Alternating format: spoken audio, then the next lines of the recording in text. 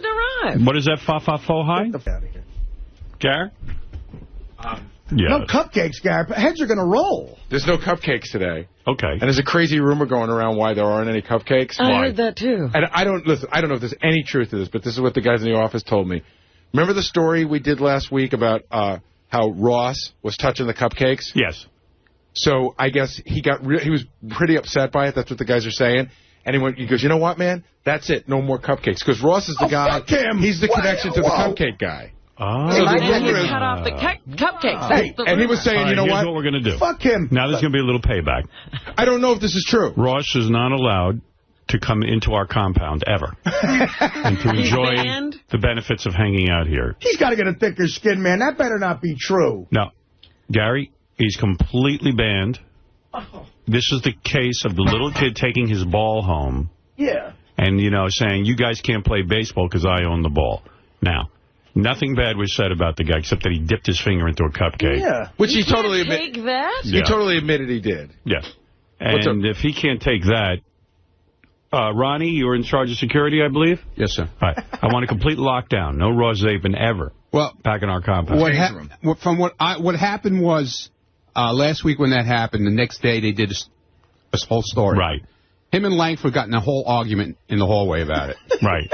Because he was trying to do a news story on it, and Ross was like, all I did was pick the cherry off, and, what's the big deal? Like, who cares? And they got in this whole big argument, and he said, you know what? I started this thing. I can put an end to it. Okay. The cupcake thing? All right. So I'm assuming. Cupcakes were... they're not Ross, here. First of all, I happen to know for a fact Ross always uses our bathroom back here. Oh, does he? I don't want that anymore. Okay. Take away all bathroom privileges. Okay. That's number one. He shouldn't be using our bathrooms. Right. I agree with this ruling completely. And, Ronnie, I'm serious. Okay. This is part of your job now. Okay. You see Ross back here telling me he's not welcome. Well, we have one issue, because we have Ross and I have a meeting with a bunch of other people every Monday. Yeah. You want to move it out of the compound? Out of the compound. He's not allowed back here. You can go out to him. Right. But he can't come into you. He's not allowed back here. Okay. At all. Okay. Well, that's when I'm here, but the rest of the day, Rest of the day, somebody Gary, else is in charge. You put someone in charge. Take away his ability to get in. The walking will be good for Did he have a swipe card? That could be shut down. That could be shut down. You just shut it off. Shut down his card. Today, I want that shut down. If I don't see those cupcakes here within an hour. That's it. Cupcakes at 8:06, brother. You don't take out your venom on us. What is this? Everybody likes the privilege of hanging out here. I see what goes on all day. Right. That's, everybody likes it, but you can't pull shenanigans and get that privilege. Okay. And from now on, Ross will be referred to as the name we do not speak. Oh, I don't want his name mentioned here. The name we do not speak. Okay. I'll say to you, for example, hey, by the way, Ronnie, did you see the name that we do not speak? And you will say, no, I didn't, because he's not allowed back here. Okay. All right, good. All right. That would be an example of a conversation. I don't even want Jeffrey Ross in here. So let me ask you something. You'll still be friends with the name we do not speak? Sure. Will you refer to him in private as the name you do not speak? This is a business thing. Oh, so at home, he will be the name you do not speak. Right. Here. Right. Yeah. It's just like Gary off-air is Gary to me, but here he's fa-fa-fo-hi. It's like when Norton became Ralph Cramden's boss, and he said at work, he called me Mr. Norton. That's right. That's good. Did that actually happen? It happened, episode, yeah. Oh. So, anyway, let me take a couple of phone calls, say good morning to a few people, and then I'll get into everything. So anyway, Gary, order everyone a nice lunch or breakfast, however you want to do it. And let him know when the cupcakes arrive. By the way, dude, General Stern. This new lunch order of yours is the best ever. Yeah, what is the new lunch order? Howard concocted something. No, it was on your menu. I found it. Oh, man. It's from The Pump. That's the restaurant I order from every day. In fact, I've been going through the menu. I'm going to get something different every day now. Really? Yeah, if you want to get on that program. Look at you living on the wild side. I'm getting a chicken breast with pasta and with chili poured over it. That sounds good, but I'm still on this thing. Okay. What is the new one thing? It's like a turkey burger with mozzarella, but it's low salt or something? What you're eating... It's good. It's good for you. It's a turkey burger on a pita bread with low salt tomato sauce Wow. And low salt mozzarella. It's terrific, man. It's really tasty, right? Yeah, no, I mean, I could eat that. Yeah, that's not a lot of calories, right? See, if you put me in charge of your diet, I could get you thin and you'd have fun doing it. He looks like he's lost a few pounds. I had 8 of them. That's the problem. No, I had 1, and look, I definitely want more after the 1, but... All right, listen, don't get crazy with it. 1 a day is what I'm putting you on. I really love that thing. All right. It's a fantastic sandwich. I think I found a couple of other good things. For example, they have something on the menu I've been researching. It's a can of tuna mixed in with all this salad stuff and hummus on a big pita bread. Oh, that sounds good. That's a nice sandwich. Yeah, I like hummus. Yeah, that's good. You like canned tuna? I love improvised sandwiches. That's what my mother does. She improvises. Yeah, I like canned tuna. Yes, I do. What is it, sir? Corey? This is General Stern? Yeah, with the General Stern. Private Hunter reporting for duty. I want to say something to you, sir. The 3 greatest moments in my life. And I've been watching your show for 15 years. The first one, of course, was the birth of my child. The second time is when I touched my penis, and it saluted me. It actually came to attention. And the third is when I got Howard TV. Oh. I am telling you, this Howard TV, the stuff that you guys got on it, I mean, it kicks ass, the bottom line. I mean, you could talk about the time where Gary wrestled Benji, and Gary's wearing a headband or over his head. I mean, this wrestling match, I didn't stop laughing, I don't think, for 15 minutes. Between the way they looked and the wrestling ability was just fantastic. Well, I happen to think Howard TV is terrific, too, especially some of the new programs we've been putting on there that are taped outside of our radio show. Yeah. It is. You got your Vegas in there now, for your 4 Vegas appearances that Artie was talking about his basketball ability. Let me tell you something. That guy was tossing in some 3-pointers like he was a pro there. Well, Corey, I'm glad you're enjoying your Howard TV. I'm proud of it, and I'm proud to have my own channel, and it's terrific. Thank you for saying that. Howard, can I say one more thing? Yes. I would say to anybody that does not have Howard TV, and I'll say this, I'm a fan just like the rest of you out there. You're listening to this show on the radio right now, you're getting about half, okay, because the TV closes the deal for you. Corey, I agree. Thank you. Thank you for saying that. It's a very nice commercial. All right, thank you. I watched that basketball game. Remember Marty the Midget? Yeah. When he wrestled that whore? Yes.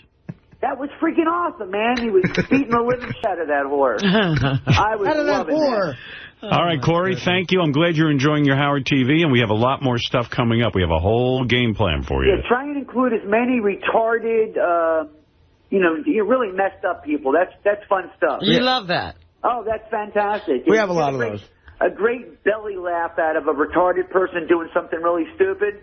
All right. That's awesome. All right. Would you We got things coming up for you. All right. Then we have a lot of that on file. When a retarded person does something smart, is it still technically stupid? Yes. Yeah, right? It's all stupid. You can't mess that up. I watched that basketball. I was so robbed.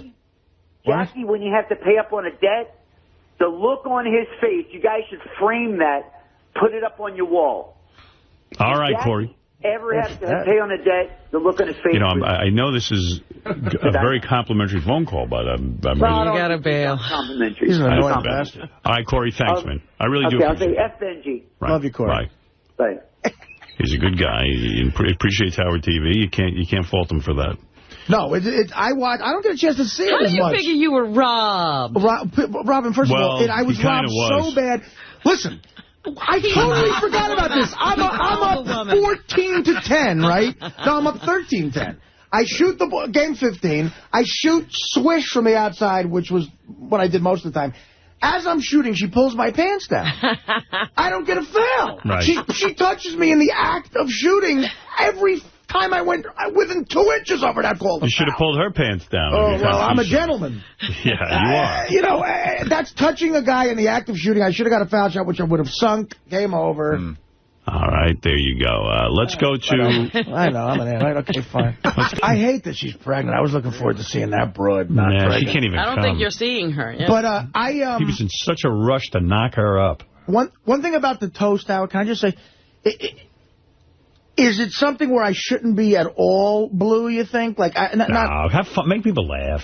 So I'm saying, like, a curse here and there. Yeah, that's cool. Okay. Yeah. I just what am I, the president? Who do you think you're performing for? Yeah, no cursing at Howard Stern's wedding. No. But, I mean, you know, Howard's a classy guy. And it's a you know, believe me, I'm not that classy. Don't do heroin in the middle of Yeah, can you be straight for it? Does Robin have to go there? I had my bachelor party. You didn't even ask me about my bachelor party. Well, I was going to bring that up because I thought... Thursday night. Artie had the funniest line of the bachelor party. So it was Thursday night. We had dinner at Nobu at 7 o'clock. Richie Notar very generously offered, to have a bachelor party for Wonderful, wonderful place to have a meal. And God did Richie take care of us because we all kicked in. And when Ross told me how much we all owed, my God, did Richie take care of us, man. Right. He really did. How much were you supposed to pay on that thing? It's like he said like $100. I gave more than that. What do you mean, for a tip? No. Everybody was supposed to kick in $100 for a tip. Right. Okay. I mean, it was because there was no way that was going to pay for. Richie really took care of us. Outrageous. Well, anyway, because I said to Richie, someone's going to tip the waiters, aren't they? He goes, don't worry, I'll take care of it. I said, I'll take care of it. He goes, no, I'll ask the guys to chip in. I went. That's what a bachelor party is, though. Yeah, but I didn't want you guys. No, but that's what you do for a friend. So anyway, I'm no friend. Anyway, you do a lot for us. You know what? It's so sad what you do. I know. That's horrible. You should talk to your therapist about that. That was awful what you just did. Artie goes. I know. That was a little mean. That was kicking all of them in the belly. Yeah. Fuck them.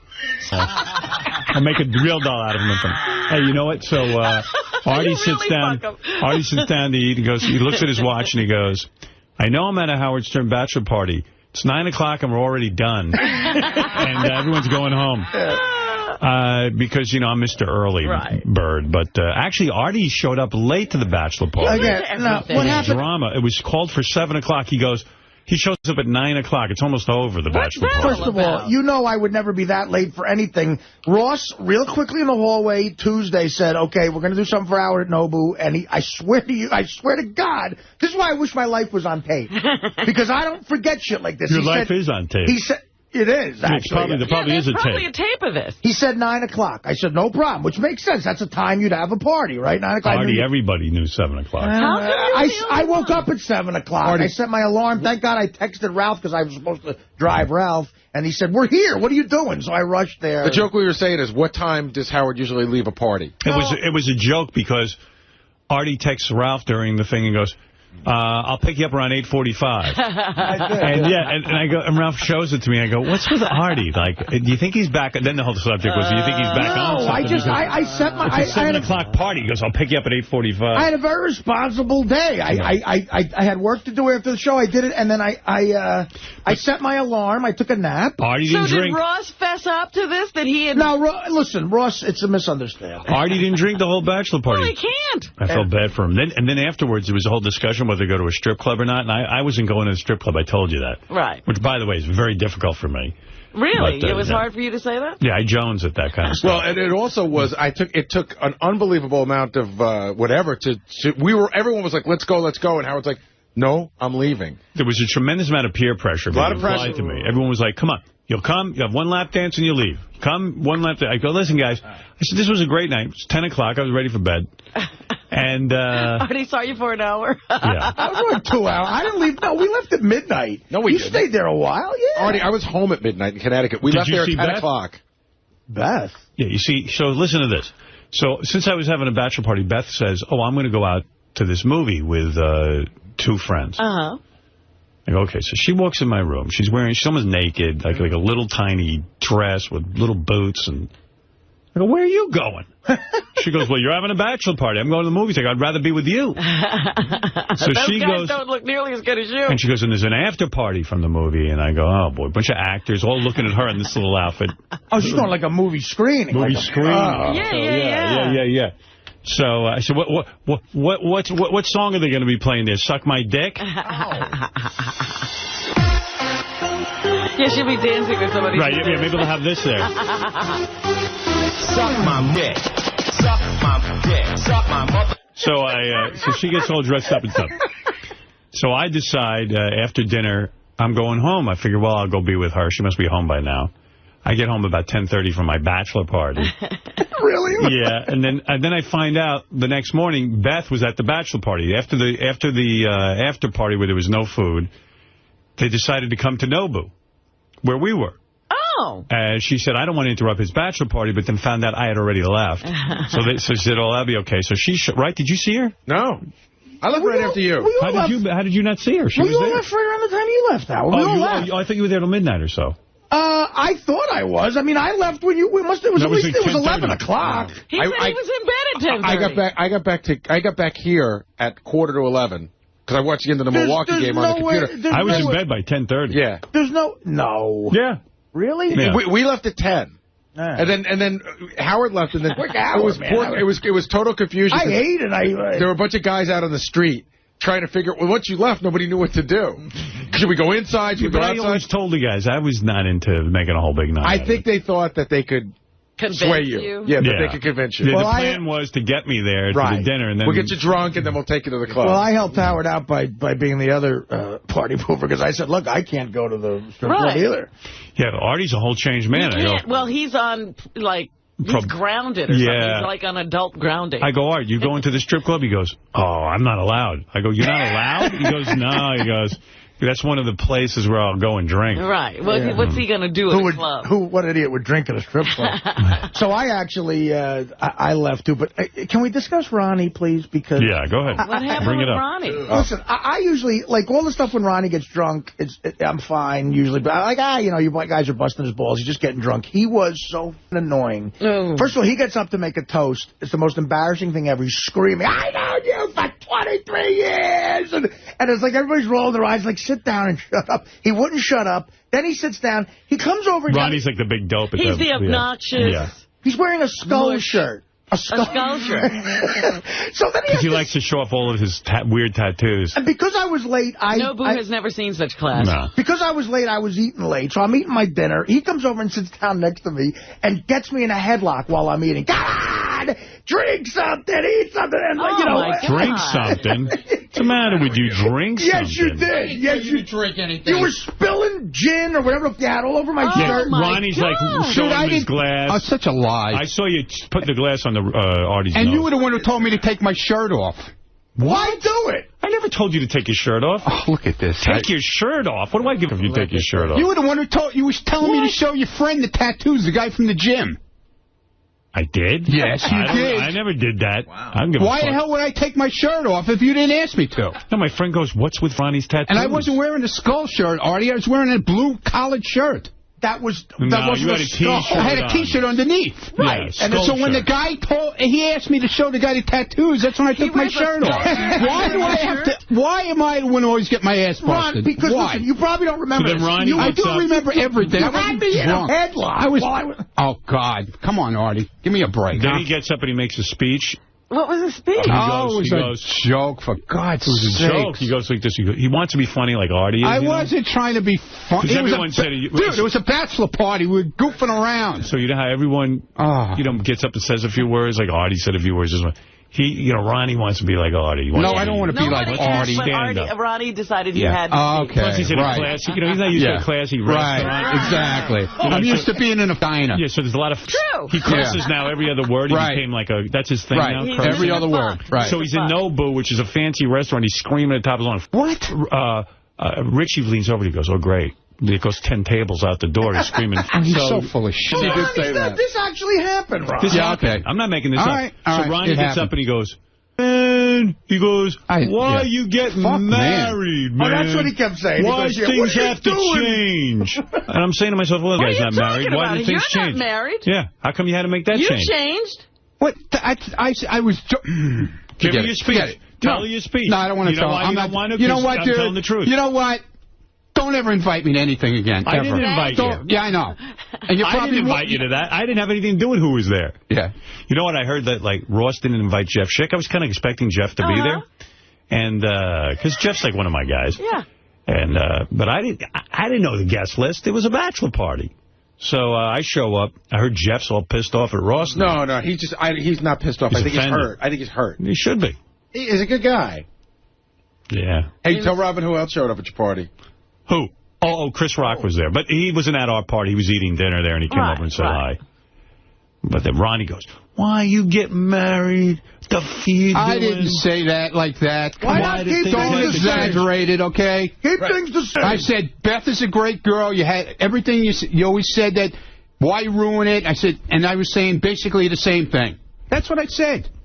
Why ruin it? What do you give what I do? Because I want you to be happy. I am. Don't you think I'm happy? Yeah. Dude, forget it. Forget like I said, don't invite me. Don't invite me to anything. You don't invite me to anything. I'll stay home and look out the window, okay? Why don't you make a speech at the wedding? Because everything I do is wrong, okay? Ron, I'm having a good time. It was a bachelor party, okay? I wouldn't have said anything. I was having a good time. I wouldn't have said anything, but you... God forgive me for having a good time. Yes, I'm sorry. Please, God forgive him. He's taking the drink and you showing Artie the drink. You want him to start drinking? Get the fuck out of here. Responsible. And my sobriety. Don't you care about his sobriety? I made him, I sent him to drink. Then they had these beautiful, Richie put out these beautiful microphones. Oh, that he rented. Ronnie broke one. I didn't break. He broke one. There was a beautiful, listen, this gorgeous cake, one of those cakes that must have cost like $2,000 or something.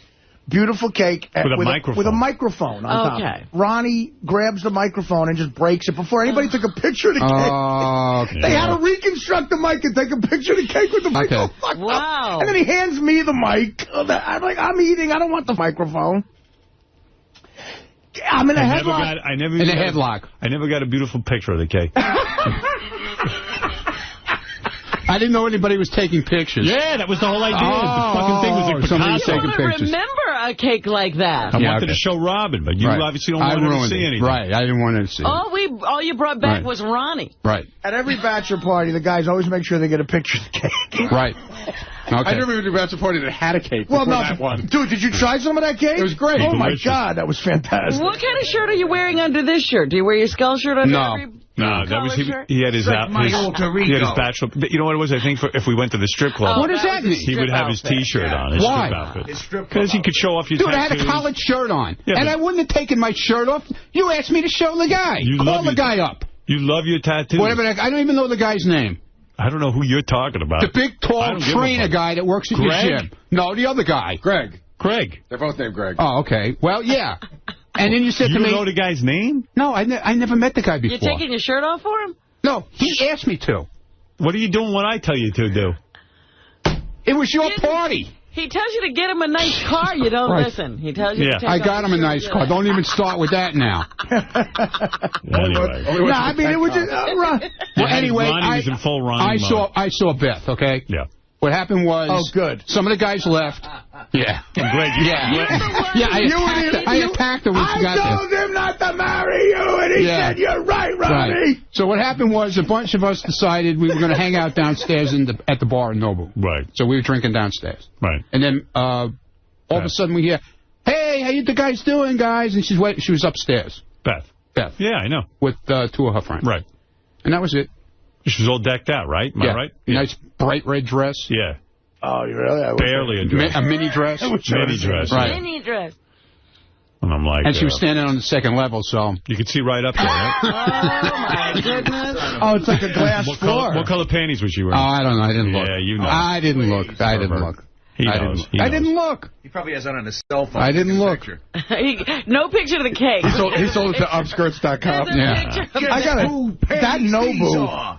It was a Thursday night. That Nobu is hopping, man. Oh, yeah. Oh, the bar's got all hot chicks. Yeah, but meanwhile, Richie... That's the place to be. Put us in a little private room there. I said to him, open up let's see some hot chicks. Well, it's a bachelor party. I think it was a good idea for the beginning of it. Yeah, I think you would have been just as weird. If we started at the beginning, you'd go, oh, my God, everyone's staring at me. Not me. I love it. I love when people stare at me. He loves to be stared at. I love it. And then people would have been coming up to the table. As it was, once we opened the curtain, people were trying to come in and say hello. So you're telling me Ronnie had too much to drink at your bachelor? Yeah, he drank a lot. Yeah. Come on, you drank a lot. I had 3 drinks. Was that true? And you were acting that retarded? I had 3 drinks. Wow. Somebody must have spiked his drink. You didn't have 3. No, maybe 4. Maybe 4. That was it. And I've become like the dick. I've done a 180 going, Ronnie, you're still on that Den Street. Yeah. Artie's like the voice of reason. No, believe me, I'm not. Artie's the designated driver. When I'm sitting next to Ronnie, I'm the voice of reason. But do you look and say, oh, I hope I don't act like that when I'm drunk? Well, too late to hope that. Right? Ronnie's definitely a fish out of water when he goes to like a fancy restaurant. Fancy restaurant? Yeah. Well, does he not know? What did I do? But I like that. You're in the back room. What are you doing? So, Gary, did you hear me cursing all night? All night? No, the speech was... maybe. The speech was inappropriate and really loud. And there were a lot of the speech. There's no doubt about that. All right. Here's the speech. I'll give you the speech. I don't want to hear it. Do the speech. I think you were going for funny. Yeah, I know. What the f*** are you doing, man? Oh, I didn't do that. I didn't do that. Why you get married? Let's keep things the five. I've known this guy for 23 years. I didn't say that, dude. What are you doing? Keep things the same. What are you getting married for? Let's I didn't say that either. You did. 23 years I know this guy. Oh, wait a minute. Beth's a very nice girl, but what are you doing? Yeah. I did it like that. I did it like that. All right. Yeah, okay. Look at the level of my friend. It feels like we're back at Nobu. That's not even an exaggeration. It's pretty hard, Ronnie. Really. Okay. That might be the best impression Artie's ever done. Okay. That's exactly what it was. It's yelling. Yeah, good. You yell. Right. You yell. Sit down! It's eating the whore! I mean, I like it because I look like the Prince of Wales. No, you do. You're like class.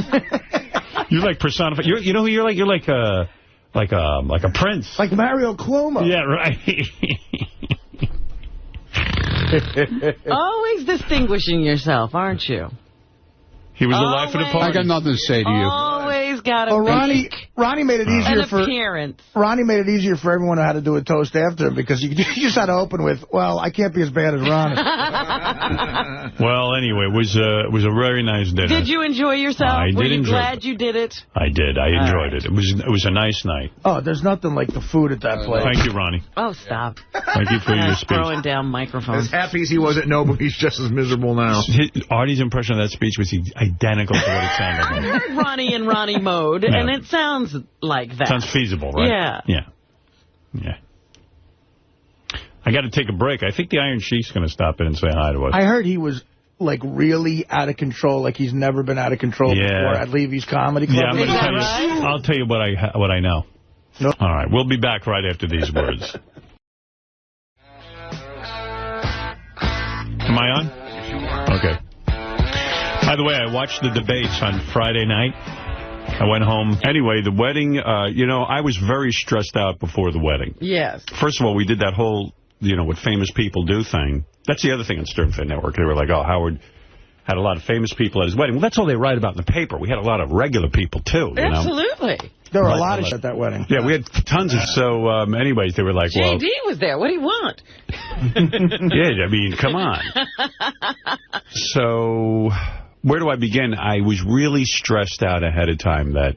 Well, you kept saying you didn't even think people were expecting too much. They were not going to have a good time. First, I did that whole celebrity thing where, like, you know how you don't give anyone the location of the place until, like, the day before?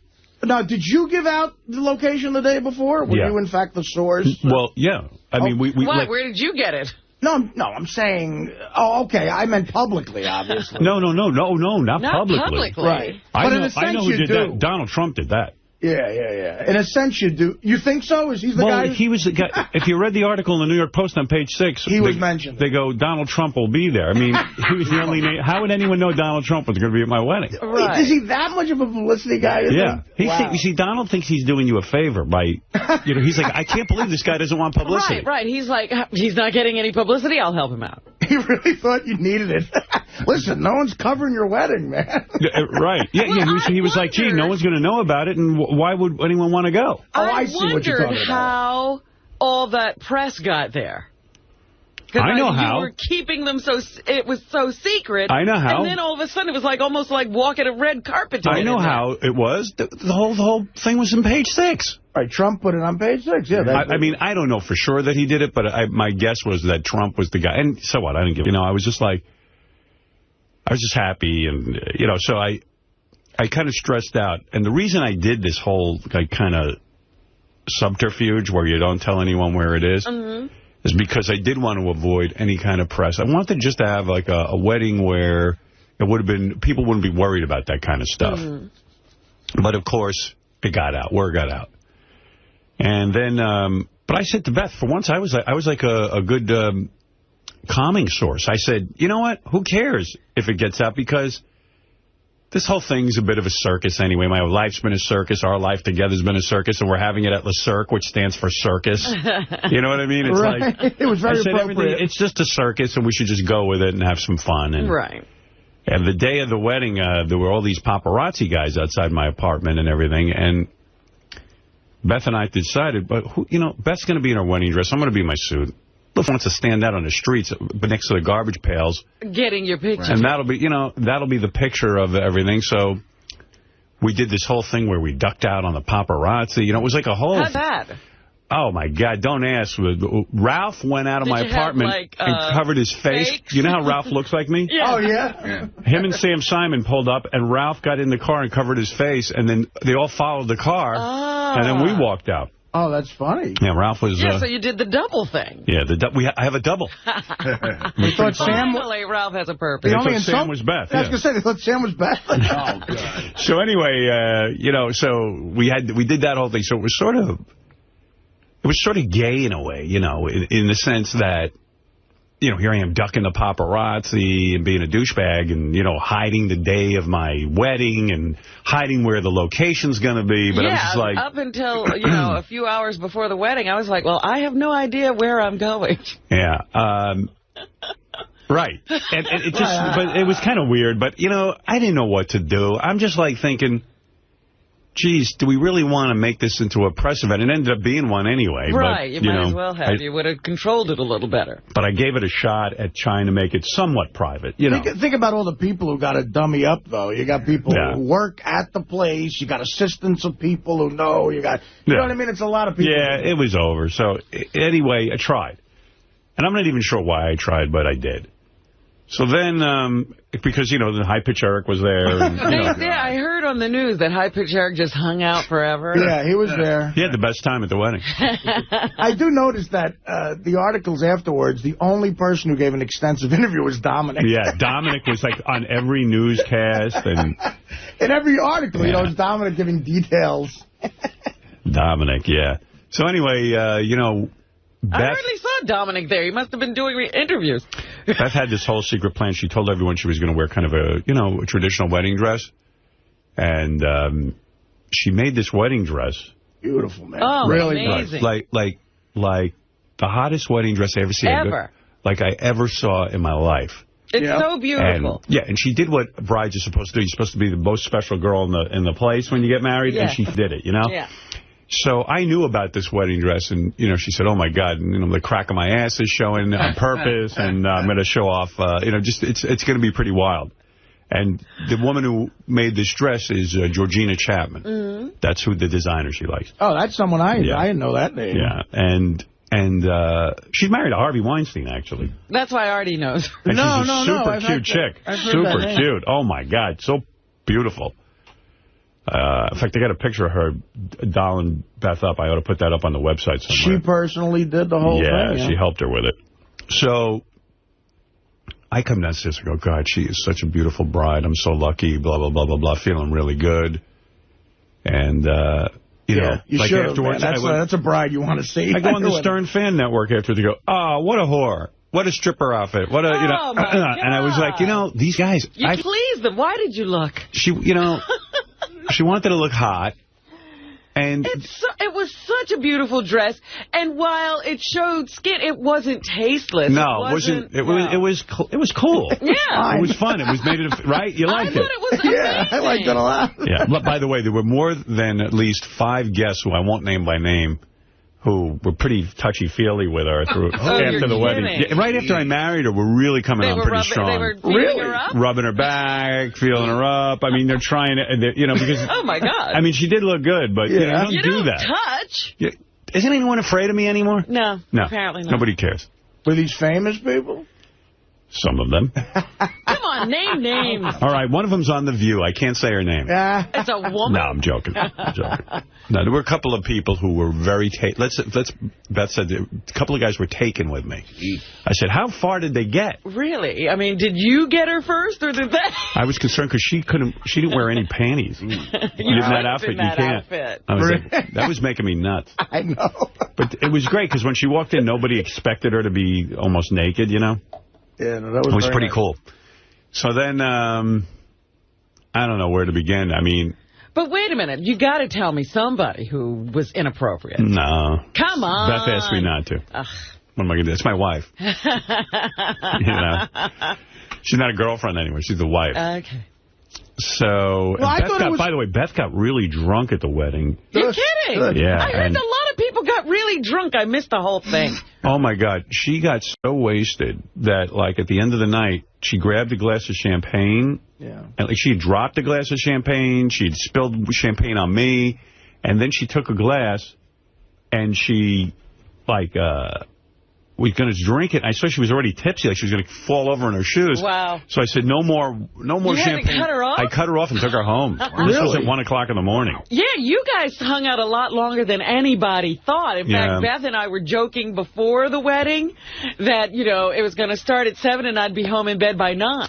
Well, for those who stayed late, they got to see my rousing rendition of Wild Thing. Yes, I saw that. With John Stamos on drums. I said, I know Howard's drunk. Yeah, I was singing. I wasn't actually drunk. That's the weird part. Really? Because I had 2 thought, drinks. my goodness, he must be feeling no pain. Nah, you know what it was? I was really stressed out, and this is my personality. I was really stressed out whether people were having a good time or not. I heard that, too, that you were complaining even during the wedding. Nobody's liking this. Well, first of all, we did it at a restaurant, and amazing things happened sort of musically. Phoebe Snow got up and sang. Billy Joel got up and sang.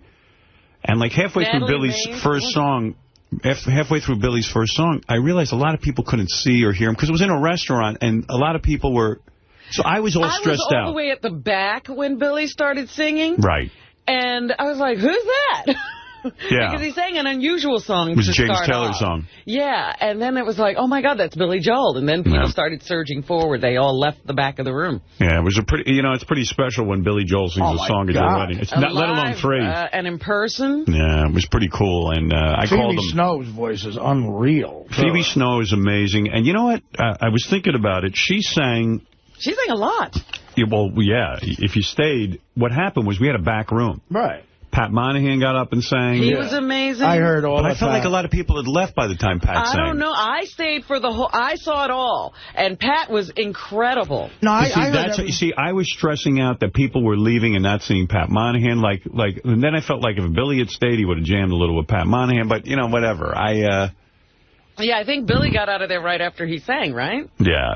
And, like a lot of people were leaving when the whole thing was going on in the back. But there was a huge crowd standing around. I mean, there wasn't supposed to be a dance floor, and everybody started dancing. They were having such a good time. It was fun. Yeah.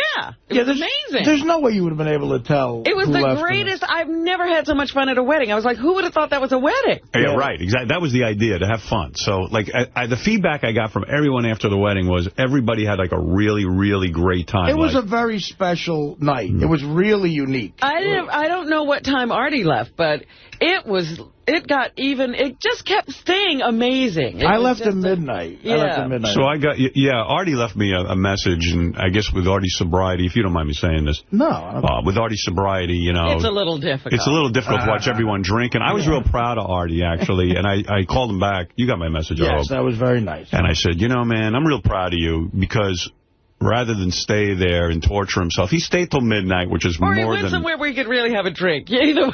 I heard someone told me... heroin den. Oh, maybe I shouldn't be so proud of you. You went home. I thought you were going home. I heard you went out to hang out with some of your drug friends? No. I played poker. I went to go play poker with actually AA guys. Oh, good. Yeah, but... You had an alcohol-free poker game. Well, not alcohol-free, but for a few of the guys... There's guys in Jersey I played poker with for years, and they play every Thursday night, so... they were playing in Brooklyn, and I went, and I don't know, it was weird. Like, I had to replace gambling. I had to replace drinking with gambling. Oh, no. But I won some money. But did you? Was it high-stakes poker? Yeah, this is like a $2,500 buy-in. Oh, this is one of those real games. Yeah. It's dealer's choice, you know. It's like whatever. And it starts at midnight? No, it starts about 10. Oh, but they let you come in late? Yeah. You can come in at any time, right? Yeah, I've been friends with these guys for a long time. Right. So it was. I was up $3,700. Wow. Yeah, that's what I won. Did you win? I won. You won $3,700. But no, it's actually it's a weird thing because I know 3 of the guys are major AA guys. So I don't know. I just went over there and played cards. So some guys drink and some don't. Yeah, but it's not. It's very much about the poker game, right? More than the drinking. So you know, these are serious guys. They don't want a bunch of drunks at the table. Well, they wouldn't mind that if they're losing their money to them. Was it really hard for you though not to drink at the wedding? No, like I say, if I could be at a place where I'm having fun, I thought my table was so much fun. I was with Jimmy and Sarah and Kelly Ripa, who was such a sweetheart. She was very nice to me. Right. Mark Consuelos, Chevy Chase and his wife, and Stamos and that hot chick he was with. That was a fun table. Leah, right. Pal, yeah, she was. I saw in Us Weekly. Very pretty. Yes, very hot. Well, come on, he's John Stamos. Yeah. He's prettier than her. Right.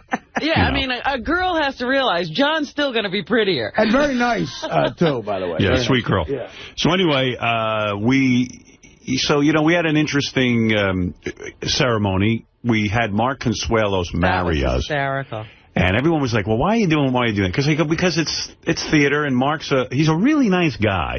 We got to know him. He took it so seriously. Yeah. That was what made it fun. That's why we chose him. The guy said, when we asked him, he said, no, I would really do a serious job. And he says, and I'll keep it moving fast. No, it's quick. Yeah. He was like the master of ceremonies. He was like, here we go. There was no really time to get bored. That's what was great about it. And there was no long, sappy... You remember, I love Bubba's wedding because it was very kitsch.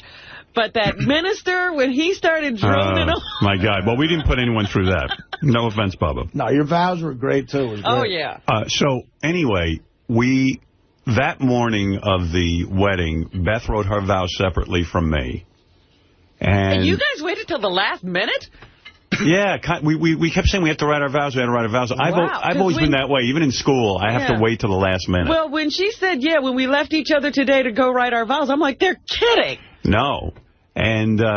with everything else going on. Yeah, I mean, the only vow that I had written ahead of time was that I was laying in bed one night and I said, I vow to always TiVo all of our favorite shows. That was funny. Including the following shows.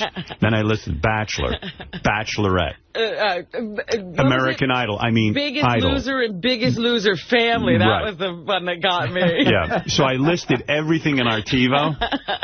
And promising to shave all your disgusting body hair was nice, too. Yeah, and I start out with, I promise to do all the things that guys always promise their wives will do. Clip my nasal hair, shave. Right. I had this whole Dutch oven line that I left out. I know, I heard about that. Yeah, I left out the Dutch oven comments. Yeah, I was reading the crowd. They wanted me to move on. And then I realized I was going on with the funny for a while. And I said, this crowd's starting to think I'm going to treat this as a goof. Right. So then I got down to serious vows. I should have brought my vows in to read to you. Yeah, they were good. Yeah? Yeah. Beth started crying. You got Beth to actually literally started bawling in the middle of the wedding. Make a note tomorrow. I want to read my vows. I don't know if I even want to share them, but maybe I will. I don't know. I'll see. I don't know. So Beth run it by Beth. Yeah. All right. Beth starts crying. Because Barbara Walters afterwards asked me for the vow. She wanted to read them on The View, and I went... she shouldn't be reading them. Yeah, I went, okay, and then I went home and I went, I don't know. She goes, email them to my producer, Bill Geddes. And I was like, I'm not going to email my vows. Yeah, some guy handing, felt kind of weird. With his hands all over your vows. It felt kind of weird, Yeah, they're for you. And then, yeah, and then it was like... it's become a cold world. She wants to use them.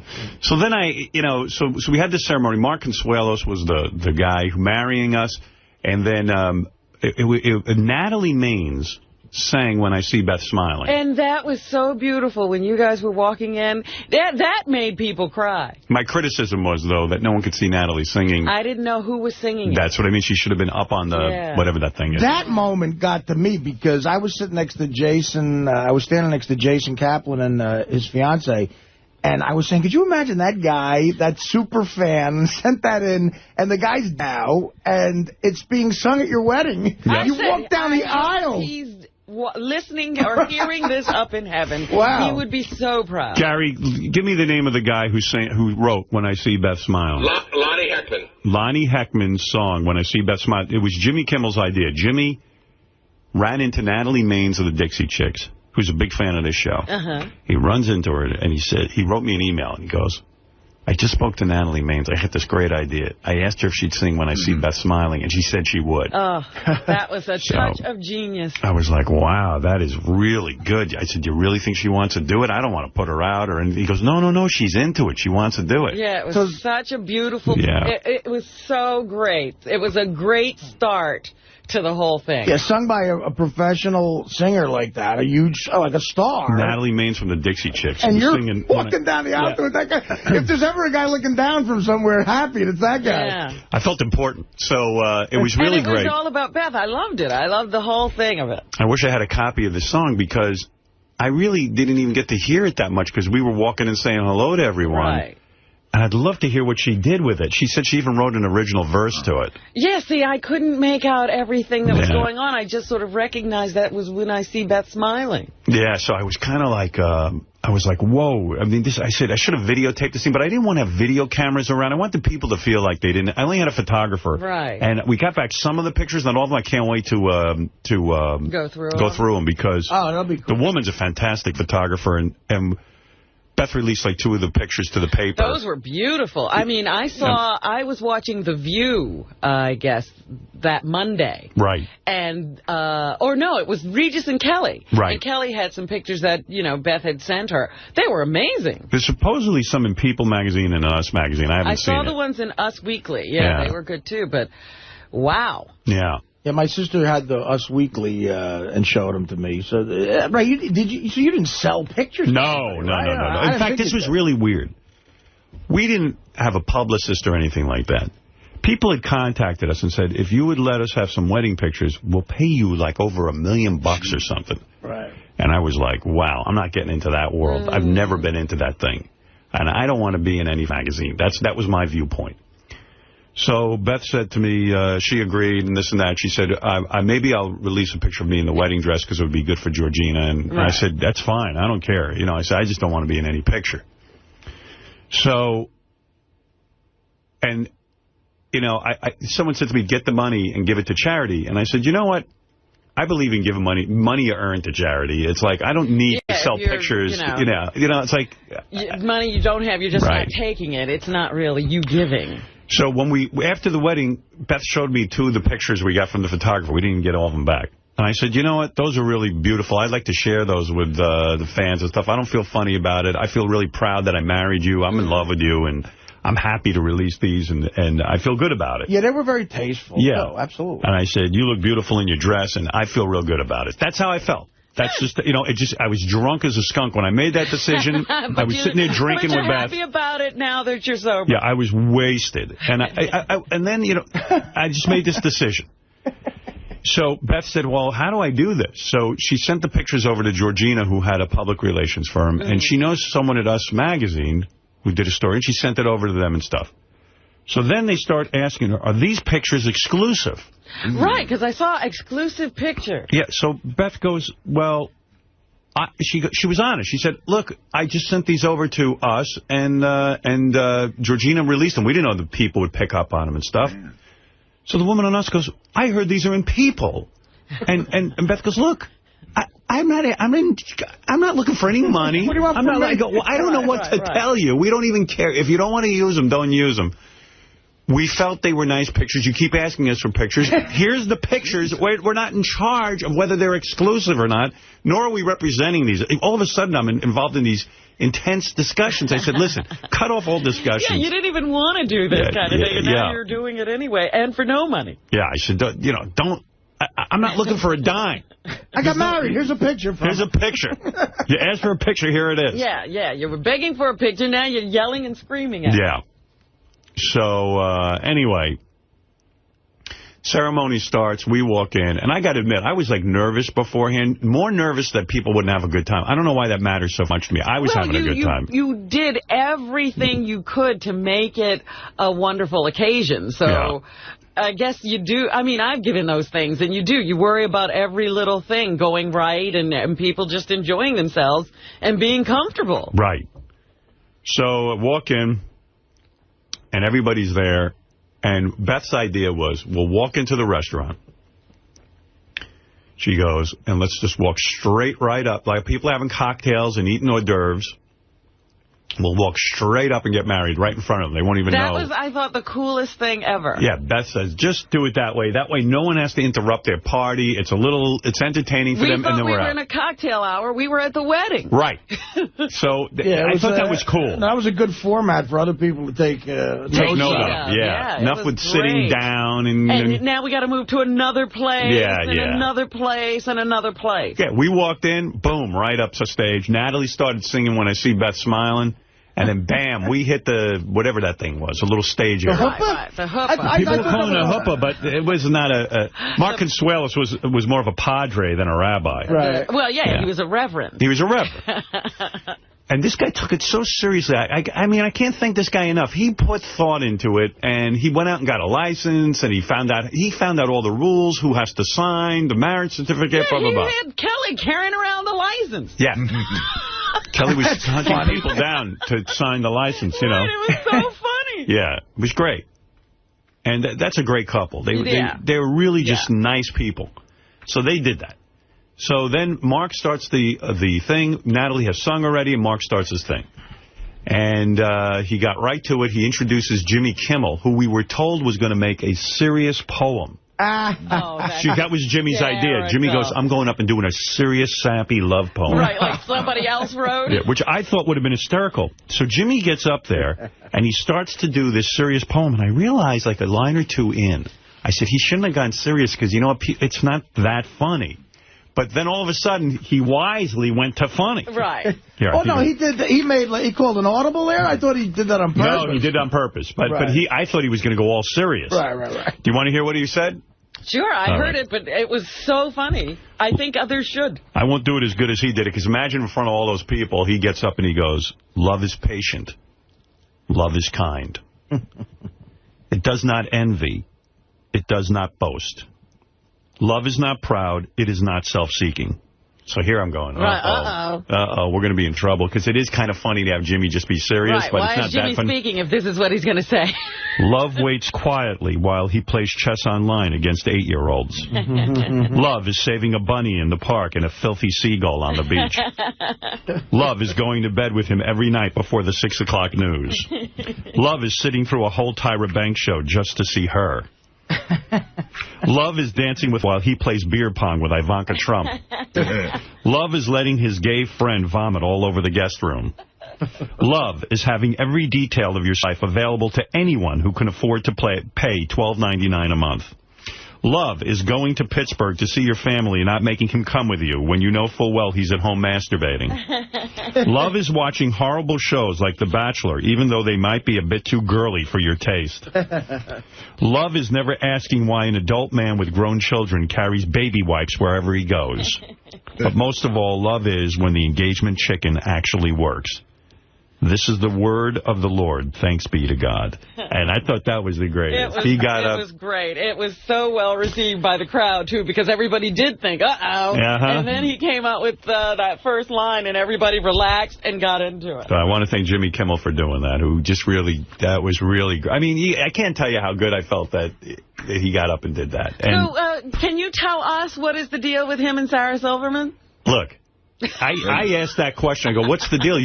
There's pictures of him at my wedding grabbing her ass. He's practically fingering her. And then when you were singing or somebody turned around, she was in his arms, you know. So, I mean, they were kissing next to me. Oh, really? Yeah. I watched her on Barbara Walters because I want to see if she talked about the wedding, which she did. I saw that, too. Yeah, Sarah Silverman is coming in tomorrow, by the way. Okay, we can grill her here. And, like, Barbara Walters said, well, are you with Jimmy Kimmel or not? And Sarah's like, I don't want to define it. I have no desire to discuss my personal life. I feel no compunction to share that with you. I think they're both, like, kind of freaked out to say they're back together again because I guess things were shaky. Yeah, and, you know, things went wrong somehow. I don't even know how they went wrong. No one told me. Yeah. And now all of a sudden they're back together. But I tell you what, I was real happy to see them together. I'm so used, you know, we become very friendly with them and gone on vacation with them and everything. And it's like, man, it was weird that they were broken up or something. I took it personally. I didn't like it. So, look. You want my opinion, back together again. He was practically raping her on the... Well, if they aren't, they should get a room. Well, right. If they aren't together, that was rape. They very much seem like a couple, yeah. Yeah, they're a couple. Believe me, they're a couple. I mean, there's no disguising it. Either that or that was the best divorce I ever saw. Really? They still sleep together. That's like if me and my ex-wife still got together once in a while and, you know, and played with each other's genitals. Well, that's what I'm saying. You know, you have those divorces where the couples still sleep together. They just aren't married anymore. They're outdoing Bruce Willis and Demi Moore. Absolutely. So anyway, who are like the best friends on the planet. You know, stop being such great friends. Anyway. It's all right. It's okay. They're doing it for the kids. So Jimmy did that. And by the way, also on Stern Fan Network, they said, oh, Howard's going to come back and just talk about the wedding. No. You know what? I'm going to get this out, and that's going to be the end of it. You guys make me nuts. I hate reading that How thing. are we supposed to not talk about the wedding? People want to know about it. Yeah, of course they do. And they especially want to know about it from your point of view. You know, just us talking about it, we just observe things. How is it for you? So then Mark Consuelo said, okay, Howard and Beth have written vows. And then, we gave the vows. And I'm starting to read my vows, and I get to the serious stuff. And Beth starts crying. And I got to tell you something. Beth's cried like maybe 2 or 3 times in our entire relationship. Really? She seems like a crier. No. Yeah. She's always been very happy. Yeah, you can cry for happy stuff, too, though. Yeah, maybe she looked at me real hard up there and said, what the fuck am I doing? I'm actually marrying him? Yeah. No, she was so touched. So you think they were sad? Sad tears, like, I could have done better. The reality finally hit her. Well, I thought one of the best lines was someone in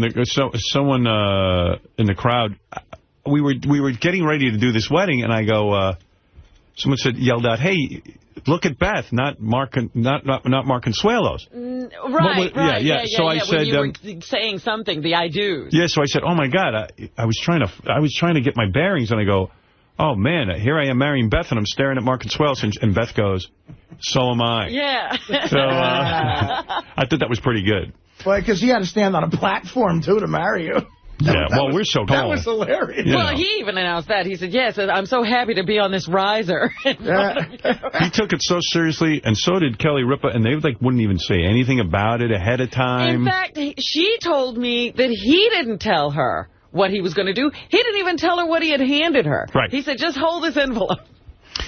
So anyway... Yeah, they're a very sweet couple, those two. Yeah, very nice. They got a good marriage. Yeah. I think, looks good to me. Well, it seems that way. Yeah, they seem very happy. She's hot, too, isn't she? Oh, yeah.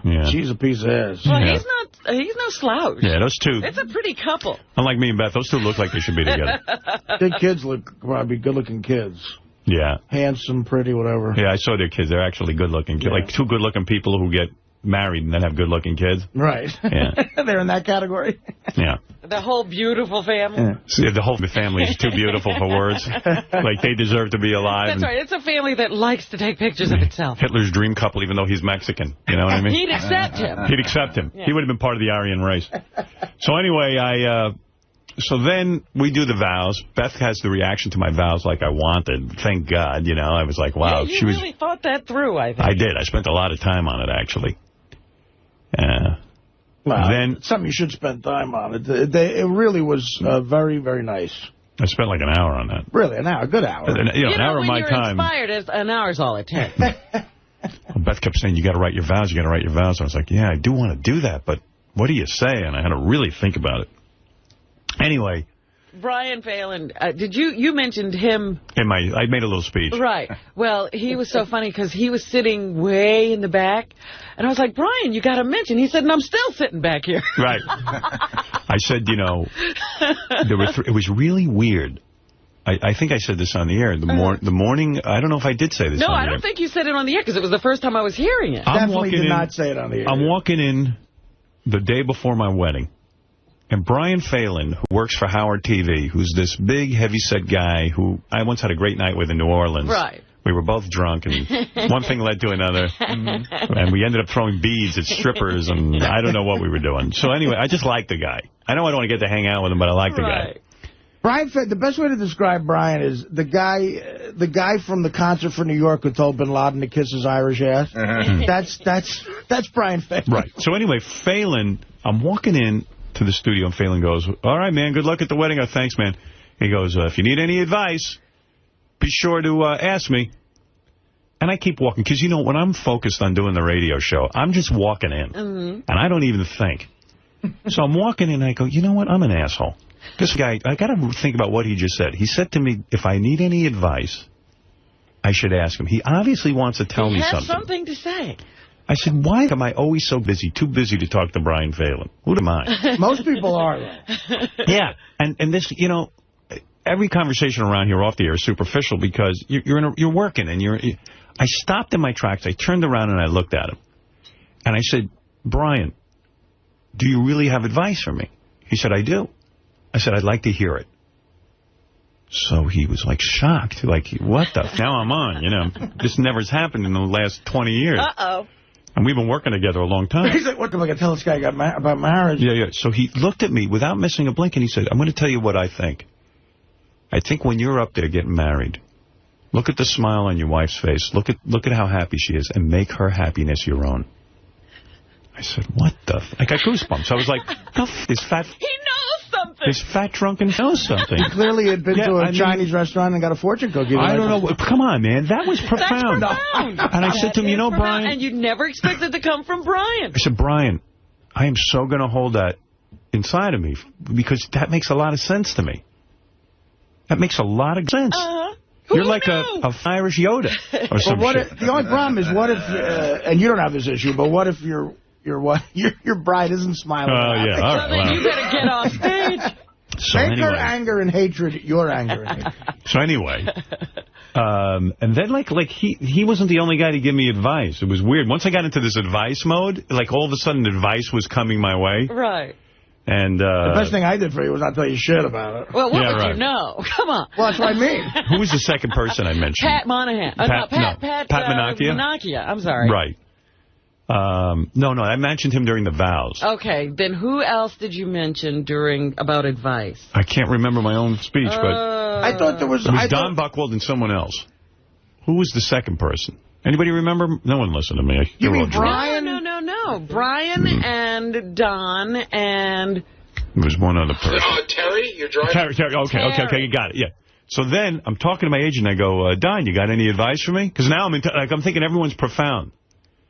And he goes, I do. I was like, wow, my agent has advice for me. And he goes, you know, when you're single, you're incomplete. And I'm thinking, wow, this is really heavy. And he goes, but when you're married, you're finished. So I was like, oh, man. That's one of the great lines. That wasn't good. Yeah. And then, Don's been to a few roasts.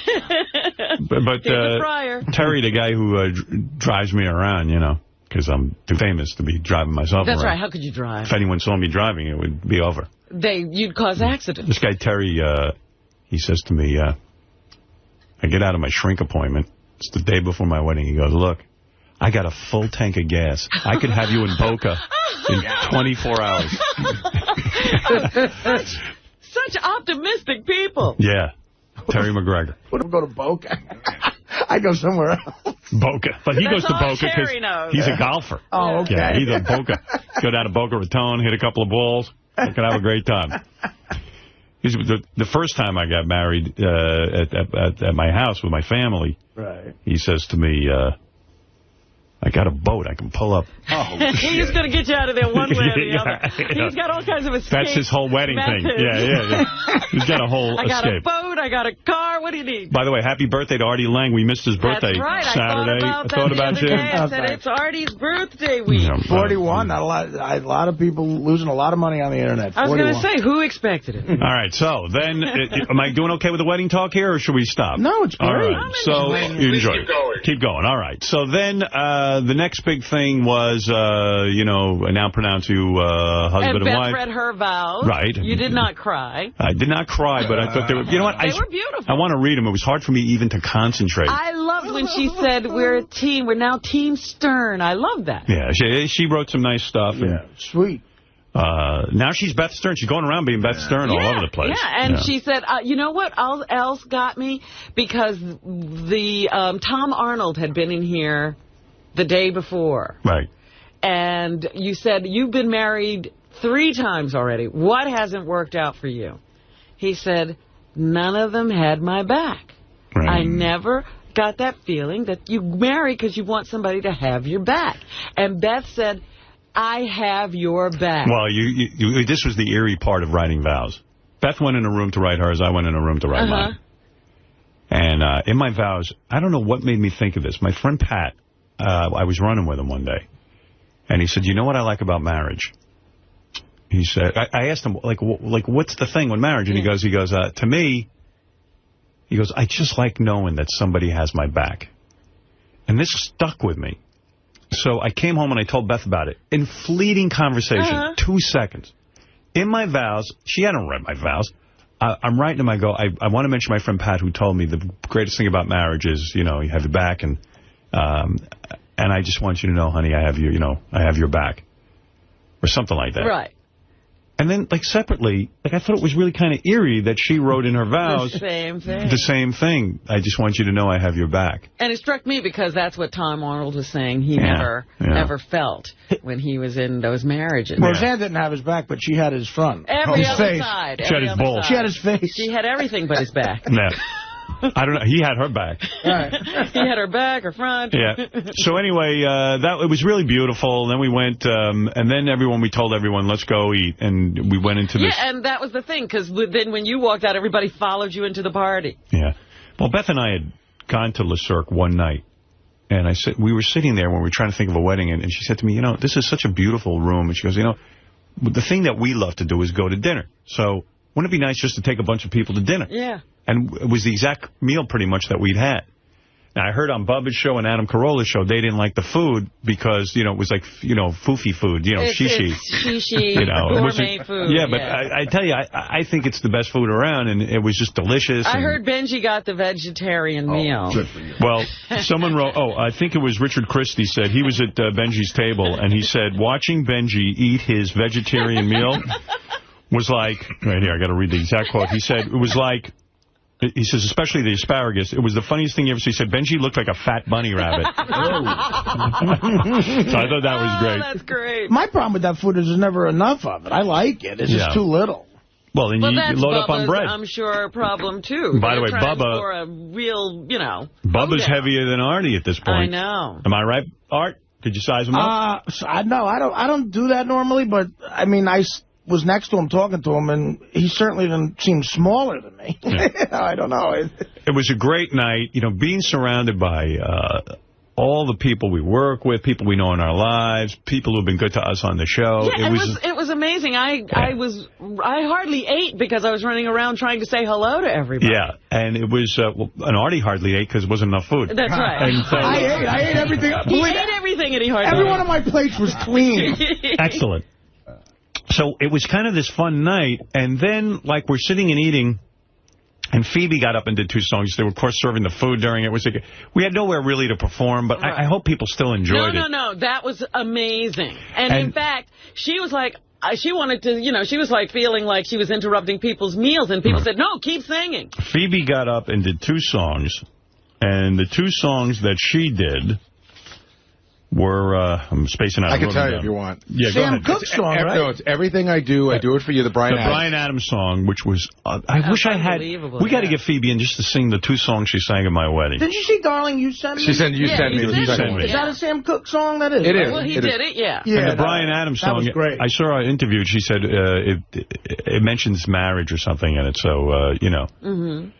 So she chose those 2 songs, and she was just brilliant and wonderful and amazing. And I called and thanked her a million times. It was really special. And then at the end, after they served the meal, everyone went back, and a lot of people performed. Like Stamos got on drums. There was a great house band. And everybody was like, ugh, and he can play drums, too? Yeah, I know. That's when some girls told me. I didn't think he was that good looking until he started playing drums. And then, but I just want to make a point. So Phoebe started singing. Pat Monahan from Train sang a bunch of songs. Natalie and Jillian. So anyway. All right. So this is what we got to talk about. This is the controversy of the night. I'll write down everything because I asked everyone to compile a list of all the things that they saw. Right. So, you know, when Natalie said when she'd sing When I See Beth Smile, I was happy about that, but I said, you know, gee, wouldn't it be great if Natalie got up and did a couple extra songs? And I said to Gary, don't bother her about it, but if she did, it'd be really cool. So the whole night goes by, and everyone's getting up and jamming and all this. Natalie finally gets up. She finally gets up. And, in fact, all summer long, we were going to call Natalie, and we'd hung out with Natalie a little bit over the summer, and I was going to say to her, gee, do you think you want to do some more songs? But I didn't dare ask. It would be really cool if she did Landslide, but I'm not going to say anything. Well, because it's not about that. You know, you don't want to bug people and pressure them and all that shit. So all of a sudden, Natalie finally gets up. She's having trouble. She's tuning in guitar, but she's getting ready to sing. Jillian Barberie. I like her, man. I love Jillian. I was sitting next to her during the wedding. Can I just make a quick... She must have been drunk or something. Can I make a quick observation? I love Jillian. I really do. I had a great time with her. She was the closest thing to having invited a whackpacker to the wedding. She was just such a... super fan. Like, she would go... I was, like, in the corner, and I heard the shriek.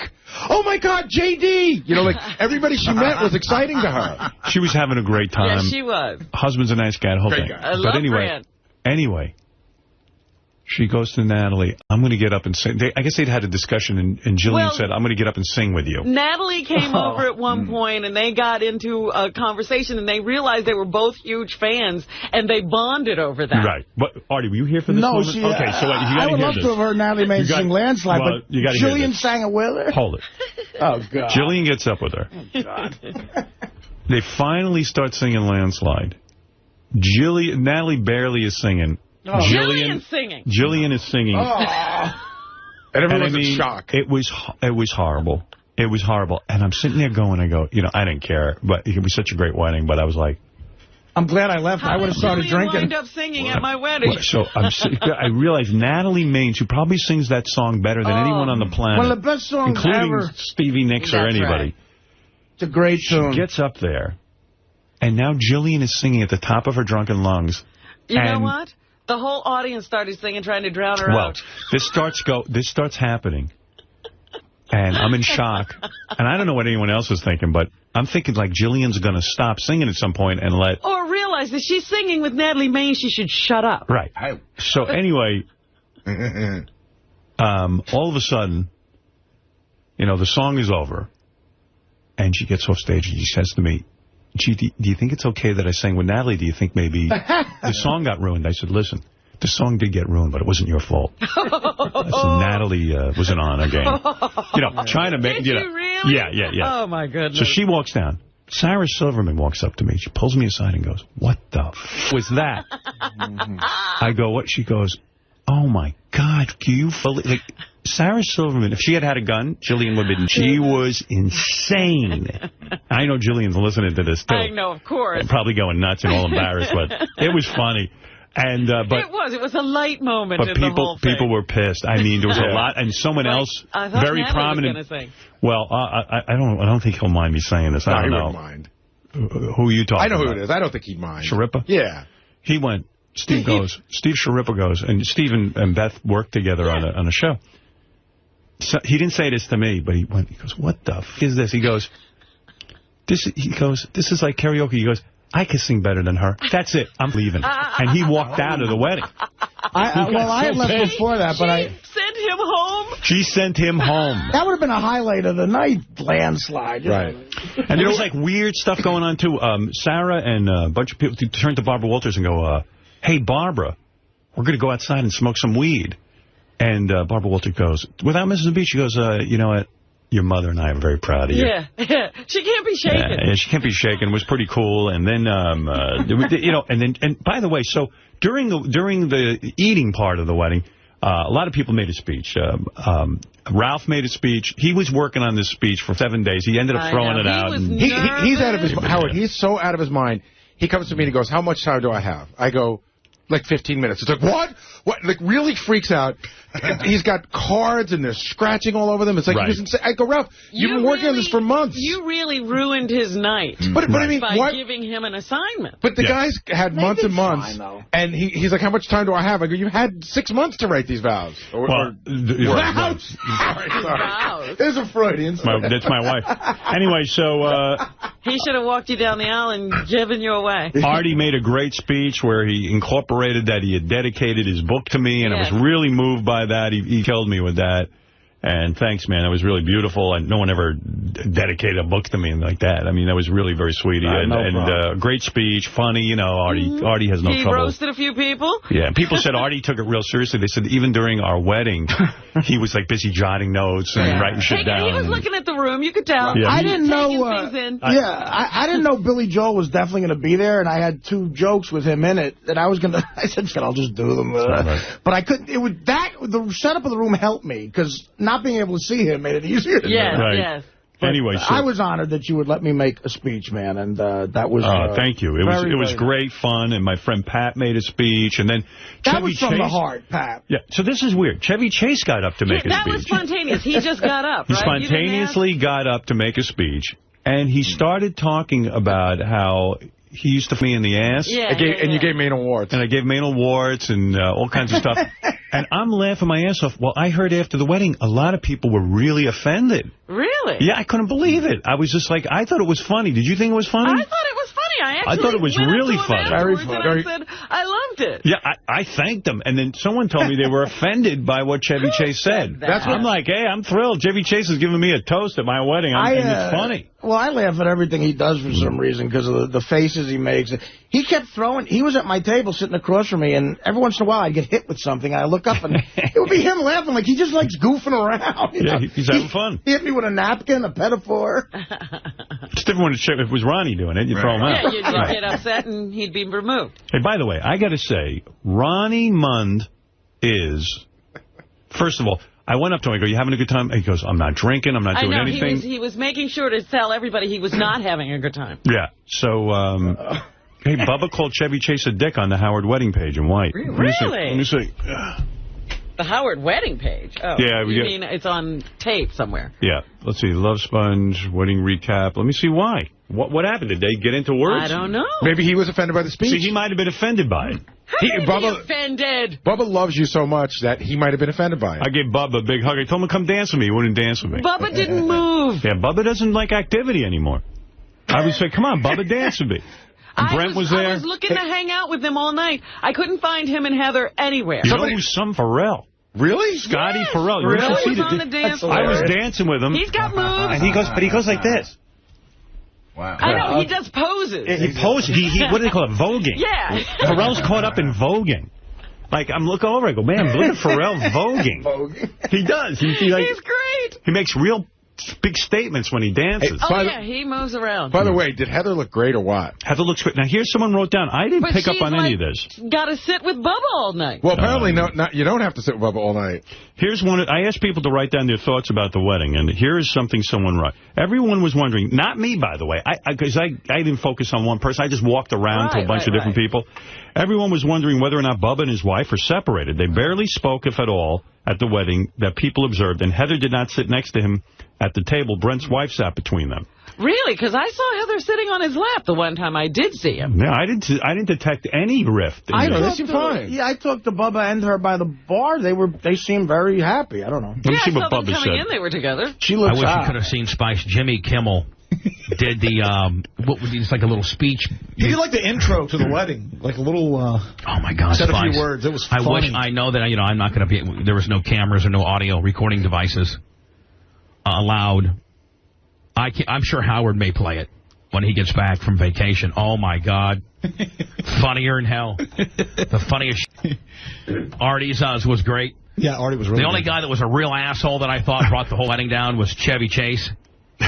when he did his little monologue. Now, what made him such a prick? I mean, you keep talking. He's just a dick. He's just a dick. Howard should never invited him. Fucking dick. What did he say? Oh, he's like, well, I had a feud going with Howard. He made it about him. Yeah, well, he made it was all shtickish. You know, most people are like, they throw a cup. It's like, well, him and I each other in the ass, and I got genital warts and anal warts. He said that?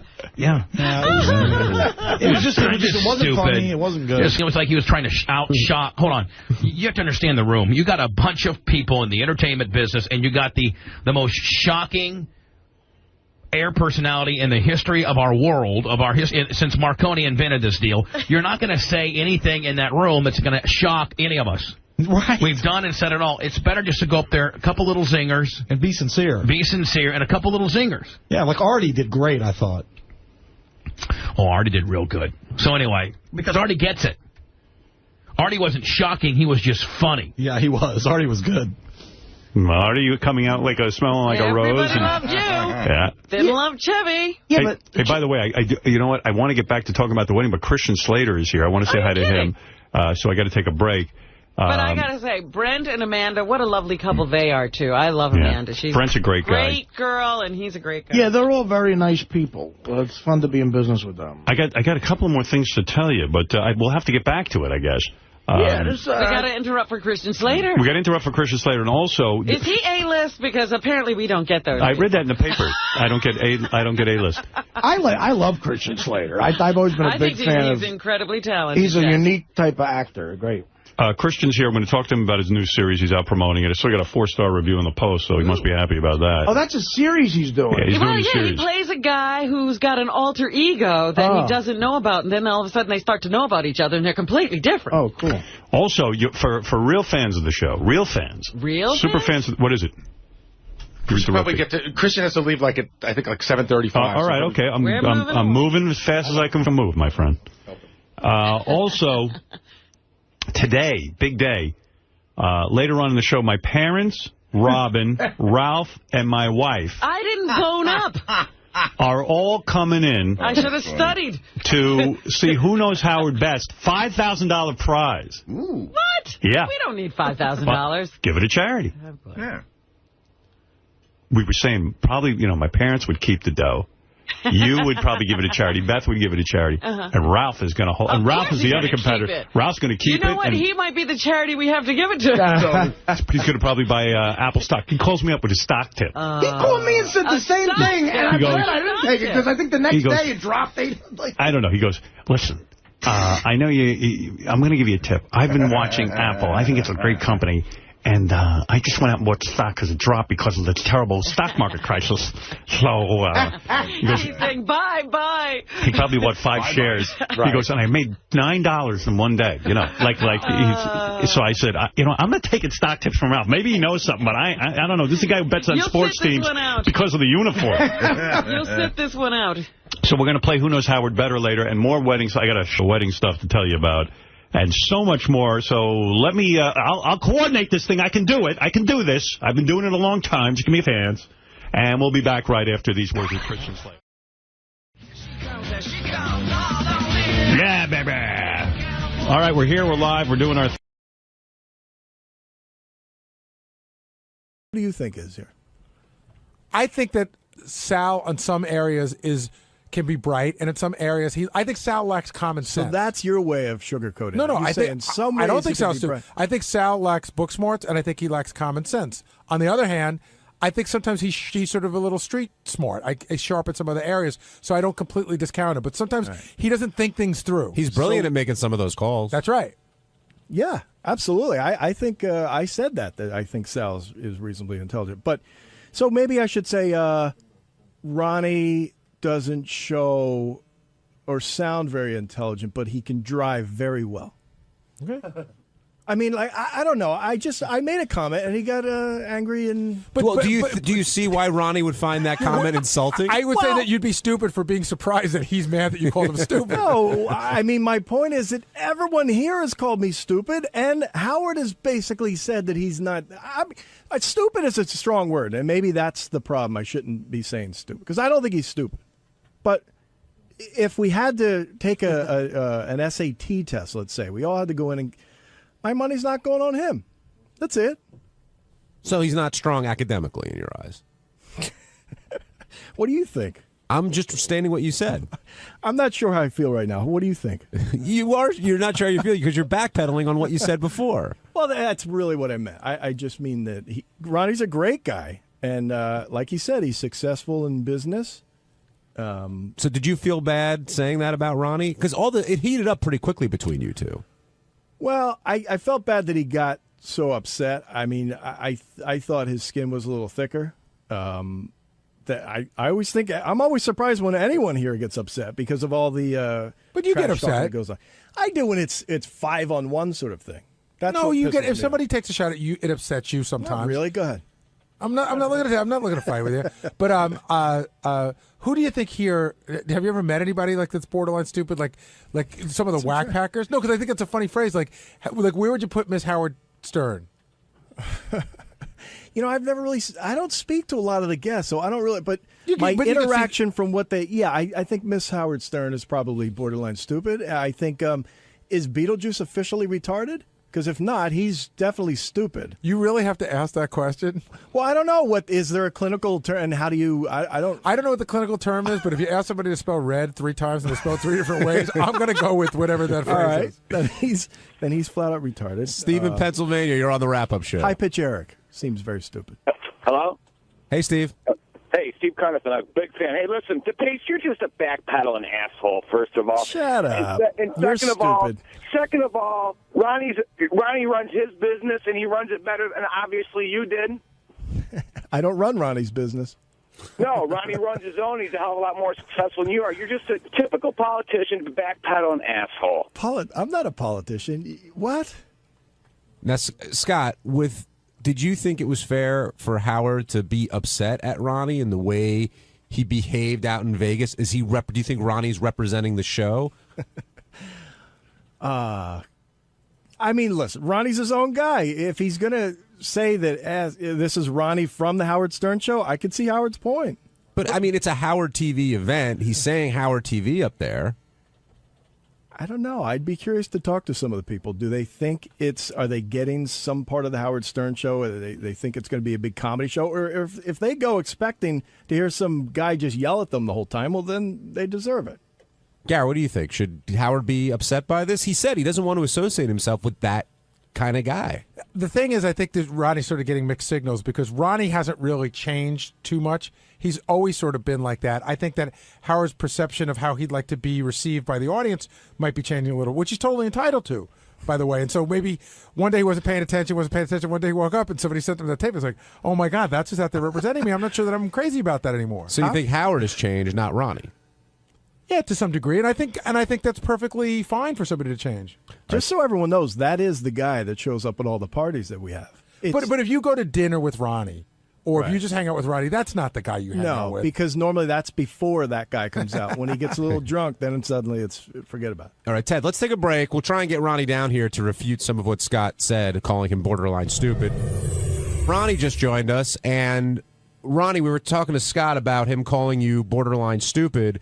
And he's backed off of that a little bit, but you went after him pretty hard today. What do you mean by backed off a little bit? What does that mean? Well, he was trying to... Well, Scott, you should speak for yourself. I don't want to put words in your mouth. I already did it once. I can't. I don't know. I think he said that he doesn't think you're book smart, but you drive well. No, that was a joke. I think that, to say you're borderline stupid is certainly an exaggeration. All I was saying is if we were going to Why would you say it at all, then?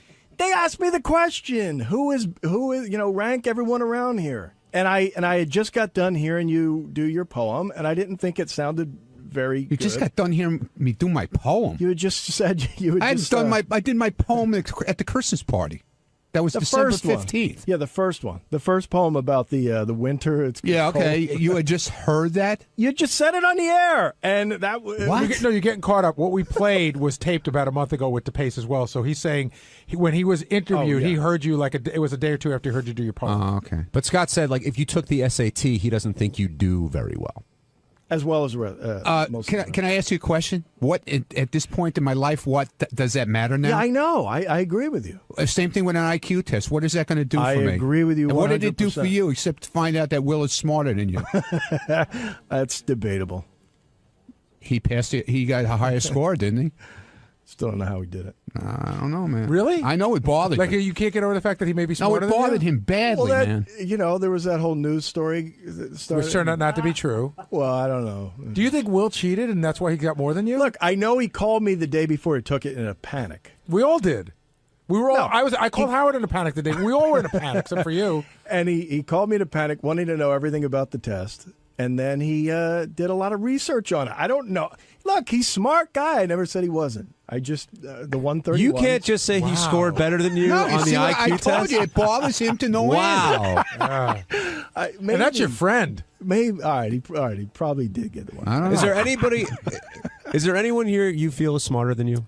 I think everyone's smart. Answer my question. Is there anyone here that you feel is smarter than you? Is there anyone here whose intelligence intimidates me? No. Is there anyone here who you feel is smarter than you are? I don't know. How do I know that? Is anyone here a scientist? No. It's a gut guess. Gut guess? I'm sure there is. But who would it be then? It could be. It's not Robin. It's not Fred. Could be Obviously. Will. Could be Will. It could be Howard. Mm-hmm. It could be John. But wait a second. So if you're doing the IQ test, throwing all the jokes out the window, John and I scored 1 point below you. It's a veritable. John was a couple more than. No, John and I are the same. Oh, 1 point. It's a veritable tie. You don't think that we're all around the same intelligence, or do you think that 1 point really makes you so much smarter than John and I? It was a really hard point. No, I'm being serious. I mean, you're the same as I am. It's obvious that the test. I mean, I don't know any other barometer than the IQ test. So what am I to say? You're right in the same family as I am. No, but that's because it sounded like you were going a different way. But we were saying, who do you think here could be? You said, what's my gut on who could be smarter than I? I don't think you're smarter than I am. That's my gut. That's okay. I'm just wondering if there's anybody else that could be. I don't know. I'd have to go through the whole list and like, do you think you're the smartest guy in the TV room, as a for instance? Yes. No. Maybe. Who was the no? Goodstein, Ganji, Phelan. You think Ganji might be smarter than you? No. I'm smart. Those were the yeses. So, Ronnie, you agree? Scott doesn't think anybody here is smarter than he is. Yeah, I agree. I just said you could be, John. And that. Well, you said it, but you didn't mean it. Well, wait a second. John and I have the same IQ, so why could he be smarter than you, but I couldn't? Well, I think yours is swayed in the memory category, which I don't value. You don't know what. You have the Fred problem, Gary. But you don't know what John scored high. I don't know, Gary. I don't know. You're asking me these questions. I don't know. There's no way to judge. Let's cut our brains open. There's no way to judge, yet somehow you managed to. Well, of course. I mean, you're asking me for a gut feeling. I'm not willing to say my gut says that you're smarter than I am. Well, what would make you say I was stupid? What do you think made Howard, Robin, and Fred at times call you stupid? I never heard him call me stupid. Well, stupid's a strong word. I've said that. All right, so let's back away from stupid. Let's say not as intelligent as they are. Yeah, because of grammar and stuff, and the shit I do with my appearances. That's drinking, okay? The shit I do with my appearances is having a good time. Ronnie, why? And if you've never been to one of my appearances either, everybody is having a good time, believe it or not. I don't think anybody questions the fact that people are having a good time. If you watch that video, everyone's having a great time. But Howard seemed to say that this Ronnie Mund, he doesn't want to be any part of. He sort of wants to disassociate himself from you because you're representing the show in a way I guess he's not a fan of. Okay. Do you understand where he's coming from? I understand. I understand where he's coming from, but if you're not there to see the actual appearance and what's going on and how drunk everybody is there, I'm not even talking about me. I'm talking about the people that are there. You're in a club with 2,000 people there in this club, and they're all one is drunker than the other.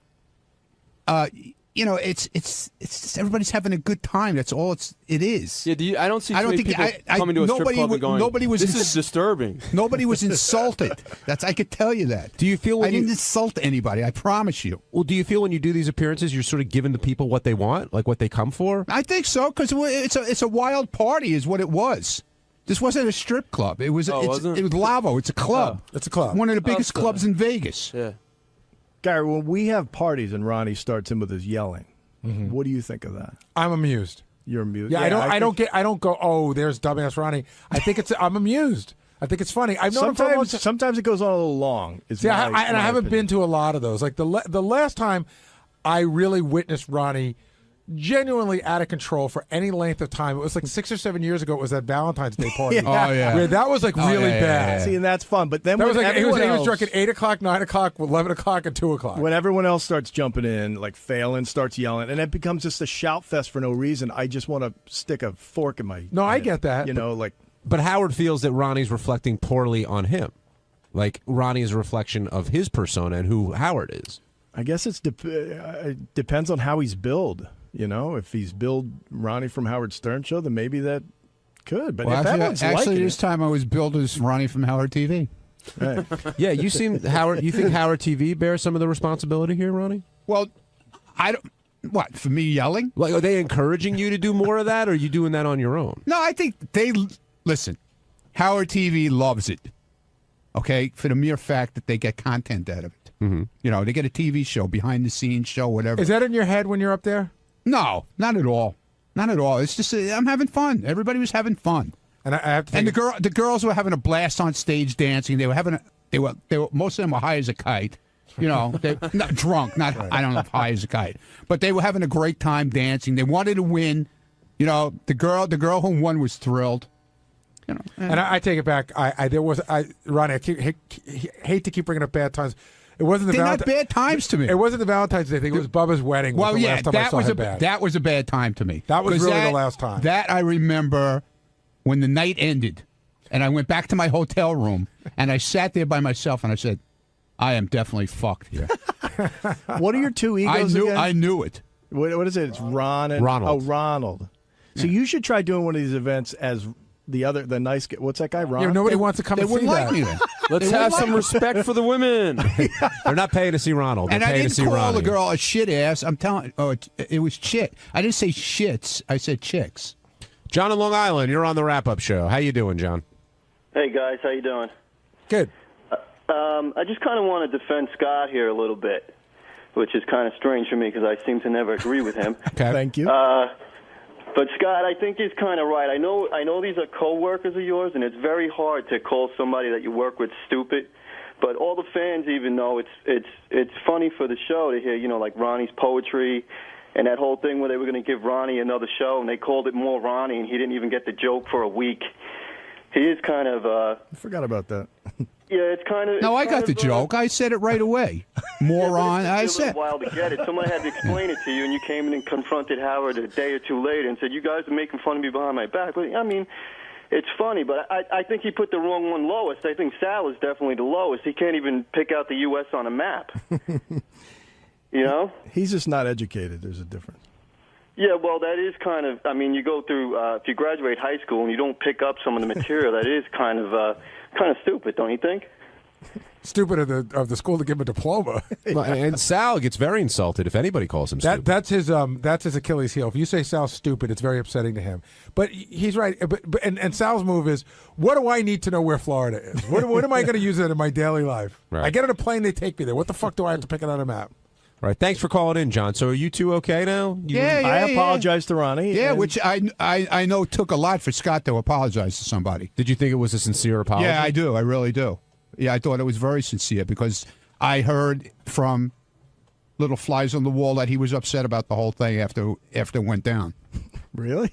Oh, then you're full of shit. Then your fucking apology doesn't mean nothing. Then no. Wait, whoa. I mean, I wasn't pouting in the room. No, I didn't say you were pouting. Did I say you were pouting? I was upset that you were upset. Bothered you. I said it bothered you. I didn't like. Yeah, okay. You and I were always good. I don't want to. I've never had a bad word with you, but you know what? You know, last night the funny thing was when he said it yesterday, and John Lieberman I think came to me and asked me about it, and I just, you know, what the hell you're talking about? I didn't even know that he did an interview about he was doing a story like this. But I went, see, now, I never hear the news stories, but now you can go on Twitter and listen to them. So I just went and listened to it in the afternoon. I heard it on Twitter on my phone, and it's like, what the fuck, man? what is with this guy? It bothered me all night. And I was just hoping it would come, because I had to explode today on this. I had to. I could tell. Now, if you're unleashed. If you didn't go in for because Howard brought you in for the Vegas stuff, would you have gone up to Scott and told him that, you know what, it kind of pissed you off what he had to say? I would have waited because I knew sooner or later it would have probably came up on the air because I know Lieberman was going to headline it. Mm-hmm. And it would have came up then, and then I would have, went in. But, no, I don't think I would have confronted. Howard likes, like he said this morning. On the air. He loves fights. He loves it. He thrives on it. And. Hey, Ronnie, if you were asked if you had to pick a stupid person on the staff, who would you choose? Benji, I wouldn't call anybody stupid. That's never called. I wouldn't do it. Okay, that's even if you had to. Even if I thought you were the dumbest fucking person in the world, I don't do that. And I don't tell people I hate them either.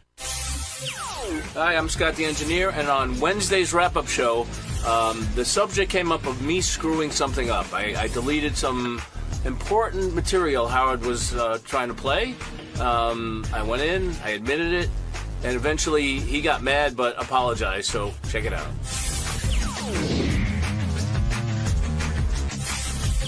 I think we should start with something that happened at the end of the show, which was Scott Salem deleting Howard's page.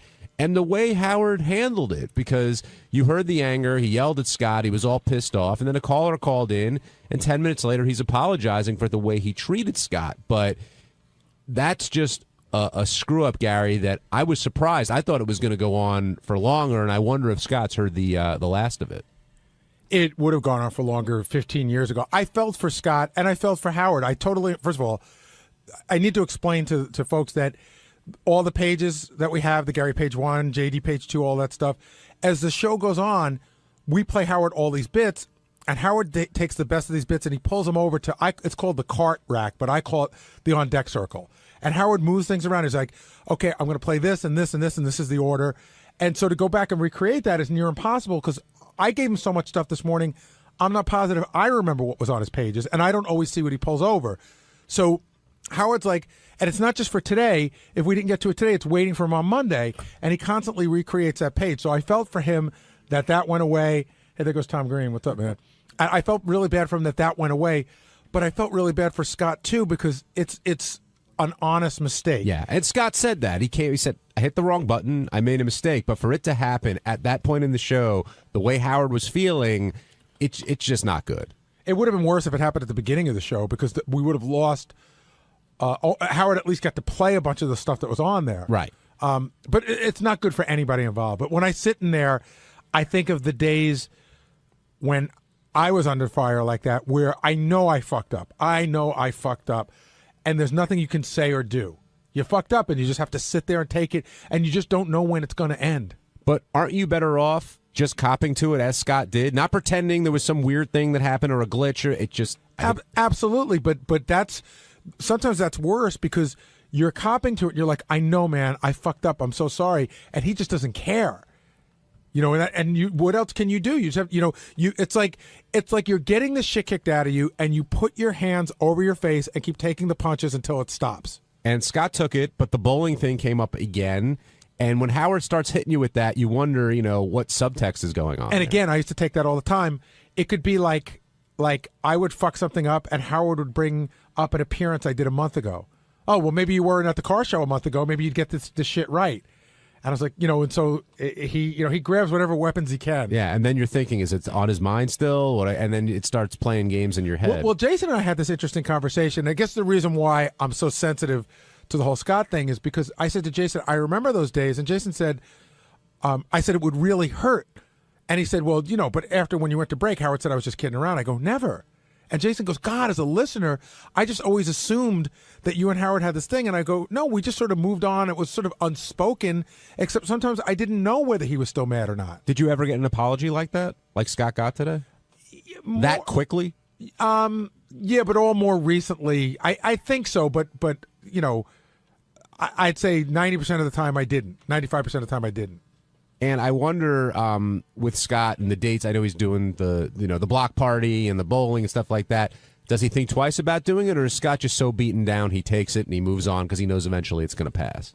The second. Yeah, I think so too. Were you impressed by how Scott handled himself in there, Benji? The more feeling was I felt horrible for him because it's like, it's just like I thank God I'm not in a position like that. Something like that could happen. It sounds like it was like just a total mistake, and I understand what Howard's point of view. Right. It's like when you write a term paper and someone erases it. That's right. That's exactly what it's like. You know? It's really all the funny stuff for the day. And in his mind, he said, if I take this, it's like a puzzle. I'll take this and this and this and put it all together. It's going to work. Yeah, and poof, it's gone. Right. So you understand where the anger is coming from. And Scott, that's one of those situations where you made an honest mistake. There's nothing you can do. Are you surprised he turned around and apologized to you so quickly? Yeah, a little surprised. He probably wouldn't have done it if the caller didn't push him into it. But I was a little surprised. I didn't need that. I mean, I would be just equally as pissed off as he was. It's something that I did that shouldn't happen. So after you hit the button and you realize what happens, what's going through your mind? Oh, fuck. Shit. I'm like, God damn it. So I said, I can't just not tell anybody and let it go, and hopefully things won't show up. Scott came to me. I was supposed to tell Howard during the break, and we had like this 45-second break where I was talking to him about a contest, and I just didn't get to it. He found it without you telling him? That's right. Oh, that's even worse. But I did go to Gary right after it happened. I said, listen, I deleted a page by accident. I just want you to know. I didn't just leave Oh, no. Yeah, he fessed up to it, but there's nothing you can do. That was the only thing I could have done. I mean, so, yeah, I felt really bad. It's not something that, I do. What about the bowling comments and the block party comments and the other things that Howard said when he was sort of getting on? You know, when you get mad and you're in an argument with somebody, you just bring up shit and you throw it around, whatever. Like, when you're talking to your wife and you call her a cunt and a whore? Oh, wait a minute. Uh-oh.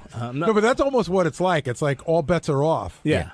So I would hate to fight with Howard in real life. The bowling and the block party have nothing to do with what I do here. So, I mean, they're associated, but in terms of doing my job here, no, I didn't fuck up because I do those other things.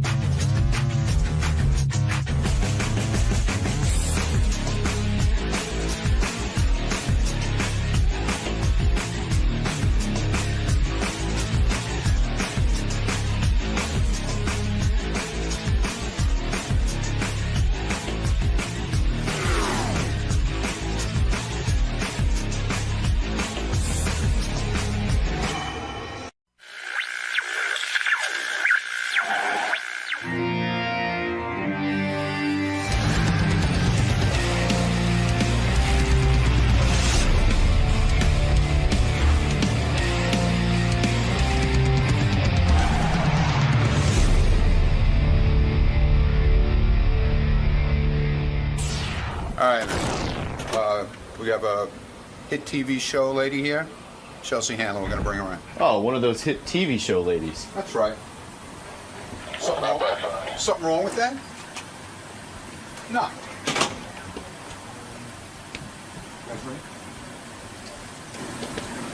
Hi. Good morning, Chelsea. Good morning. Welcome. Thank you. Your big debut. I know. I'm very, very excited. Nervous at all? No. Just curious. I read this. No. I don't get nervous very often. Should I be? No. Here, right this way, Chelsea. You guys used to be co-workers of sorts. Who, Howard and I? Yeah, when he was on E. Oh, yeah, I wasn't on E when Howard was on E. You guys never crossed paths? No, never. But so what's going on with you? What's new?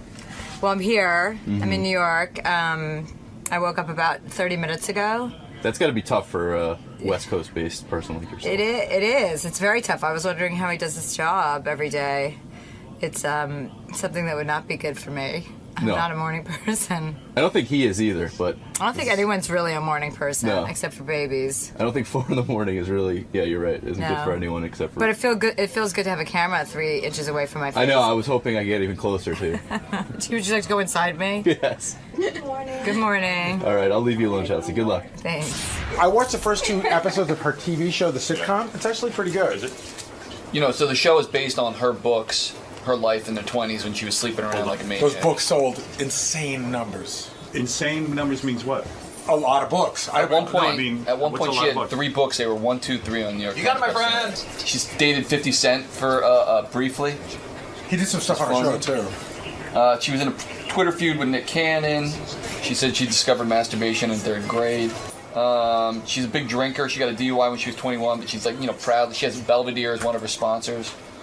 Her mother was a Mormon. Her father was Jewish. She grew up in New Jersey. The other thing, if you see that the first line from her book, when she was 7, she walked in on her parents having sex. She saw her mom jumping around naked in a nurse's hat while her father chased her with a bandana around his neck. All right. You know she doesn't play. She plays her older sister on the sitcom too. Another girl plays her. Howard, it's weird because they got a younger, hotter chick to play her, but she's the older sister. I got it. Chelsea Handler is very successful on the E! Network. She is also very successful. Hey, Chelsea. Hi. There you are. Chelsea is Hi. very successful also as an author. She has sold 3 books, and now the 4th one is coming out, right? No, the 4th one came out about a year ago. Okay. But thanks for fact-checking. Yeah, it's early and I'm tired. And You're tired. I don't know how you do this. This is brutal. It's brutal, but I'm only doing it 3 days a week now. But now with my new America's Got Talent judging duties. Oh, congratulations, by the way. Thank you. That's now phenomenal. We're part of the same family now, Aren't you on NBC? I am. You are, so Think there we go. Yeah. So, but when you... I'm all over the place right now, but when you write 4 books and 3 of them are bestsellers, at one point... 4 of them are bestsellers. 4 of them are bestsellers. I mean, I don't mean to brag or anything or be conceited, but that's just, the just the numbers bottom are line. the numbers, right? When the last book came out, it was like a $6.5 million advance. Was it? I didn't get paid then. You didn't get paid that. That was the rumor. No. I didn't get $6.5 million. I think that was like Tina Fey or someone. But not you. No, I don't remember what it was, but it was not that. Your success, though, now is pretty astronomical. And I remember the first I heard of you was when you started on E! Right, because you were good friends with Ted Harbert. Well, I don't like Ted. I feel Ted's a phony. But that was my assessment of him. I knew him in college. We were on the college radio At station. BU? At BU. Uh-huh. He was a year younger than me. Yeah. And I remember that you got the job at E! Television. You had your own show.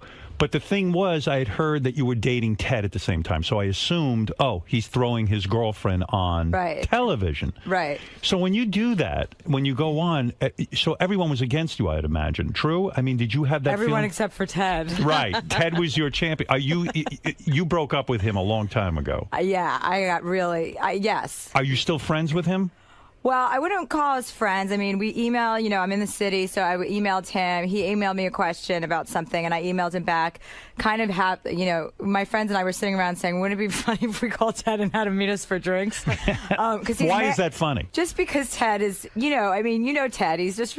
He's just kind of like that kid in school who, yells out the answer before anybody else has a chance to, who's just like, he's just a nerdy guy and he wants to fit in and be one of the cool kids. And he would come to like writers meetings at the show at Chelsea Lately. And he was he wanted to be in on the joke, and he was kind of the joke, He was just he's a very, very silly guy, and he's not the most, what you said earlier, he's not the most, he tries very hard, so I have some sympathy for him. Were you in love with him? At some point, yes. You were, and he was your boss. Well, the show started before he and I got together. When we were collaborating on the show, that's when he was separated from his wife, and he was kind of, after me, and I was like, okay. And I, at the time, I was... this was like 5 years ago or something.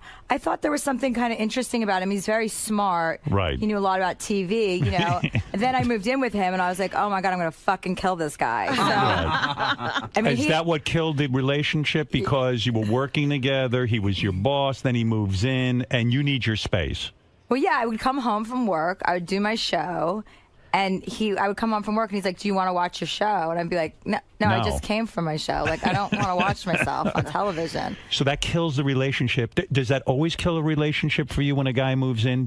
Are you just such an independent, strong woman that you can't live with a guy?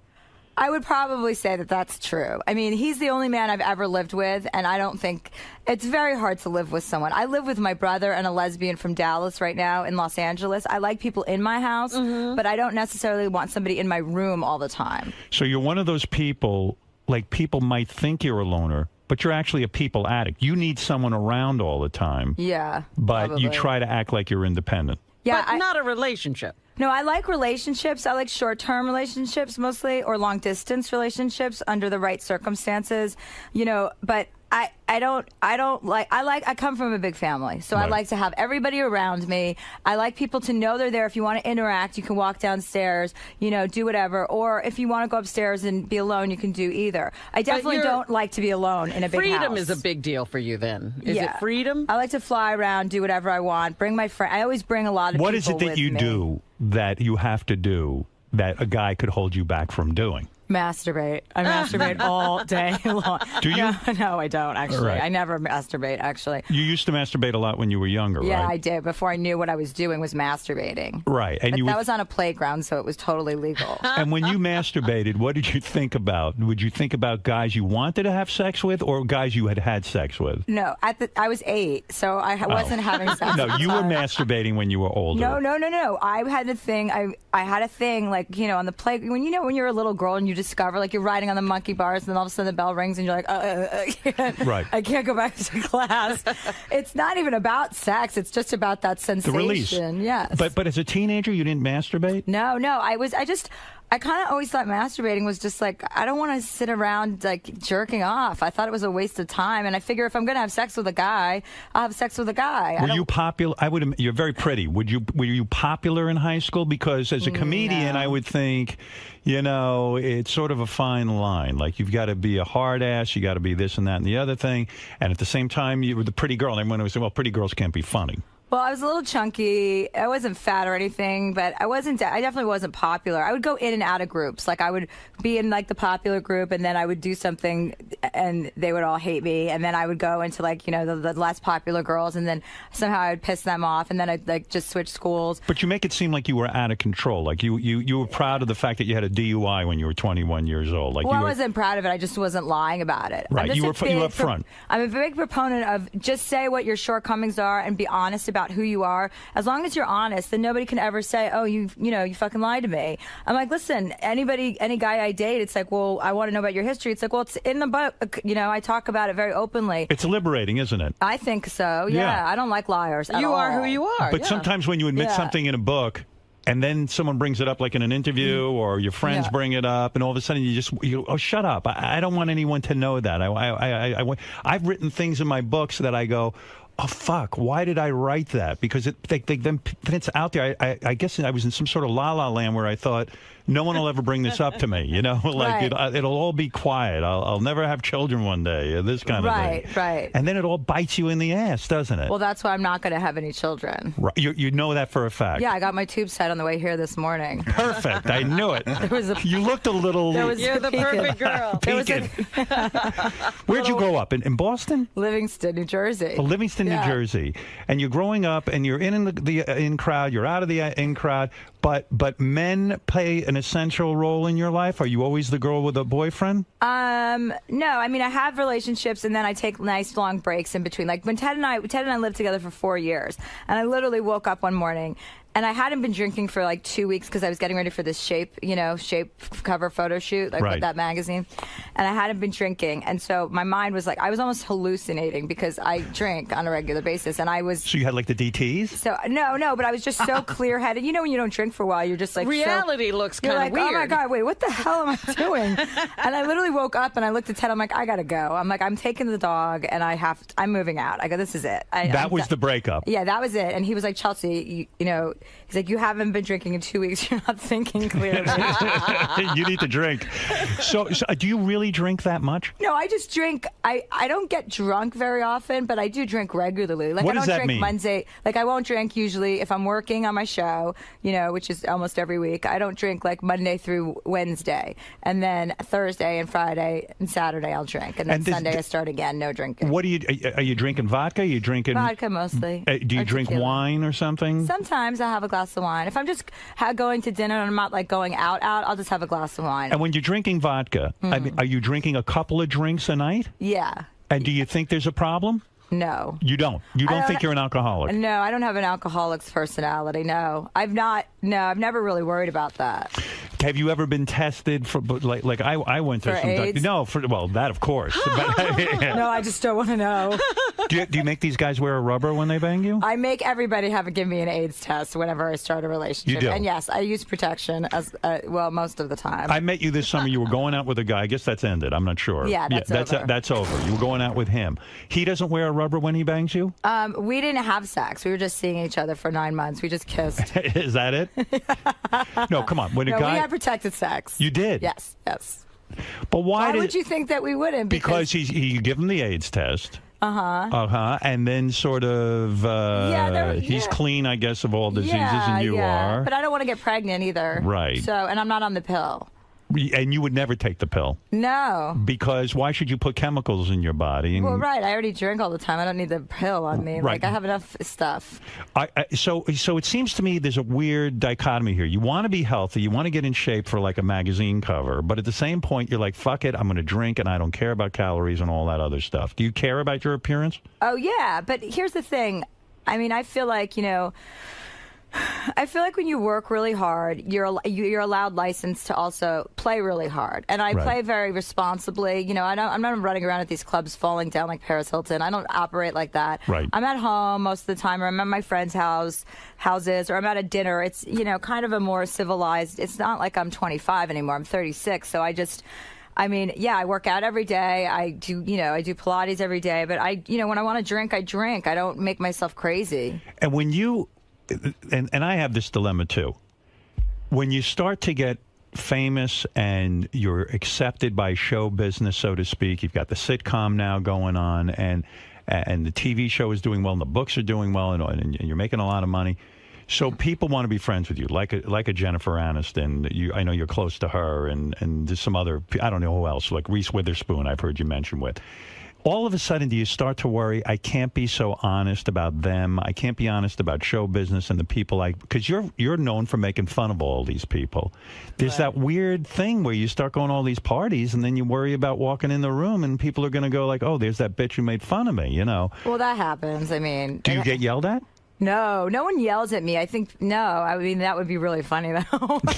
Would it be funny? Screaming at me. Well, it would be funny because they would look like a total asshole. I mean, if you're taking me seriously, then you're an asshole anyway. It's not a serious program. But you take it seriously when somebody says something about you and they say something negative. Not you get really. very hurt. No, I don't ever respond to stuff like that. Didn't you get into some Twitter war with Nick Cannon or something? Yeah, no, I told Nick Cannon. Nick Cannon said he was going on a comedy tour, and I wrote, who's doing the comedy? And then he went nuts. Right. But I never responded again. I mean, I'm not going to fight with Nick Cannon. Right. Isn't that going to be your coworker? Well, he is the star of the show. Is he the star of the show? Well, I guess he's the host. He's the host of the show. Yeah. And then this is the best part. Right. Then after I did that, I had to do some satellite radio tour for After Lately, my other show on E. Right. I had to do this morning satellite tour, and it's like 4:00 in the morning, and you're doing stations on the East Coast. You're totally out of it. I wasn't even paying attention. I was like on my BlackBerry, and all of a sudden I'm on Nick Cannon's show, and he's like, "Well, what do you think of Nick Cannon?" I'm like, "I don't know. Who's Nick Cannon?" And he's like, "I'm Nick Cannon." He's like, "You went off on me on Twitter," and I said, "Actually, I didn't. I just made one comment, and then you went nuts." And I go, "And now you're an asshole because you look like you're fighting with someone who's not even fighting with you." But why is he not a funny guy? Like you said, well, who's going to do the comedy? I mean, I think that's a great line, but you probably don't even know his comedy, right? Well, I don't, and that's also a good point. That's relevant. But anyone who's married to Mariah Carey, I'm pretty sure doesn't have a great sense of humor. I mean, let's be honest. I mean, she's ridiculous. I mean, what is she? What is her game plan? Well, what do you mean? What is her game plan? I mean, what kind of person operates like that? Does she? I mean, she thinks she's worse than like Elizabeth Taylor. She thinks she's like. I mean, she's just so ridiculous with her body. Like, you see her one day and she's like 50 pounds like heavier or light. I mean, what is she doing? I don't even understand like what hemisphere people like that operate in. There's nothing real about her and her Hello Kitty, whatever. Do you find that you're meeting more and more people like that? Are you getting more and more dragged out of reality now that you're in that Hollywood life? And I'm sure that you're at a lot of really cool parties and meeting a lot of very, very famous people. In a way, don't you sort of lose That street cred? Or being grounded in a sense. Do you feel like that when you hang out with famous people that you lose your street cred? No, because I'm so warped and so damaged that I don't think anything could make me healthy ever and get me. You're never going to feel like you fit in? I think if the Queen of England knighted me, I still wouldn't feel like I fit in. I don't know what would. You feel like that. You felt like that your whole life, that you just do not fit in. Yeah. Do you feel that way? No. I feel like I fit in pretty much wherever I go. I mean, I've definitely, not because I have this huge ego. I honestly really don't take any of it very seriously. I think a lot of these people are ridiculous, and those people I would never befriend or pretend to. I'm not a fake person, and if I don't like someone, it's very clear to everyone in the room that I don't, and I have no problem, telling someone that I'd rather not be speaking to them or just walking away mid-sentence. Are you a stand-up comedian? Is that how you started? Yeah. So when you're growing up in New Jersey, was your dream always to be a stand-up comedian? No, that was like my worst nightmare. What did you want to be? I think I just wanted people to hear what I had to say. I thought my opinion was very valuable at a very young age. And because I'm the youngest of 6, you just have to scream and yell to get heard. So that was definitely, a part of the... Were you a loudmouth? Yeah, I mean... And you would mouth off about everything. Did you ever go up on a stage and do stand-up for a career? Yeah. Was that your start? Yeah, that's how I started, yeah. And you'd go up and you'd do your thing and you'd talk. Were you good at it? I got good at it. I mean, yeah, in the beginning I had an easier time. I think if it had been more difficult in the beginning, I would have probably given up more easily. But I had an easy time, and then I went through the rough patch, a year into it, where I would bomb all the time. You mean the first time you got up, you were good at it? Well, I mean, I had 15 friends in the audience, too. So. But where did you do that? Where did you go the first time? The Improv on Melrose, and then the Laugh Factory. Was it like, oh, my God, I got to go do this? I better go take 50 drinks and get up on that stage? Yeah, How old were you? I had to have 8 margaritas, 20. You were 20 years old, and you walked up on a stage for the first time. Mm-hmm. Did you have stuff written down that you were going to talk about? Yeah. And you were really well thought out about this. And who inspired all of this in you? Was there some person or some comedian that you looked up to? Well, David Hasselhoff.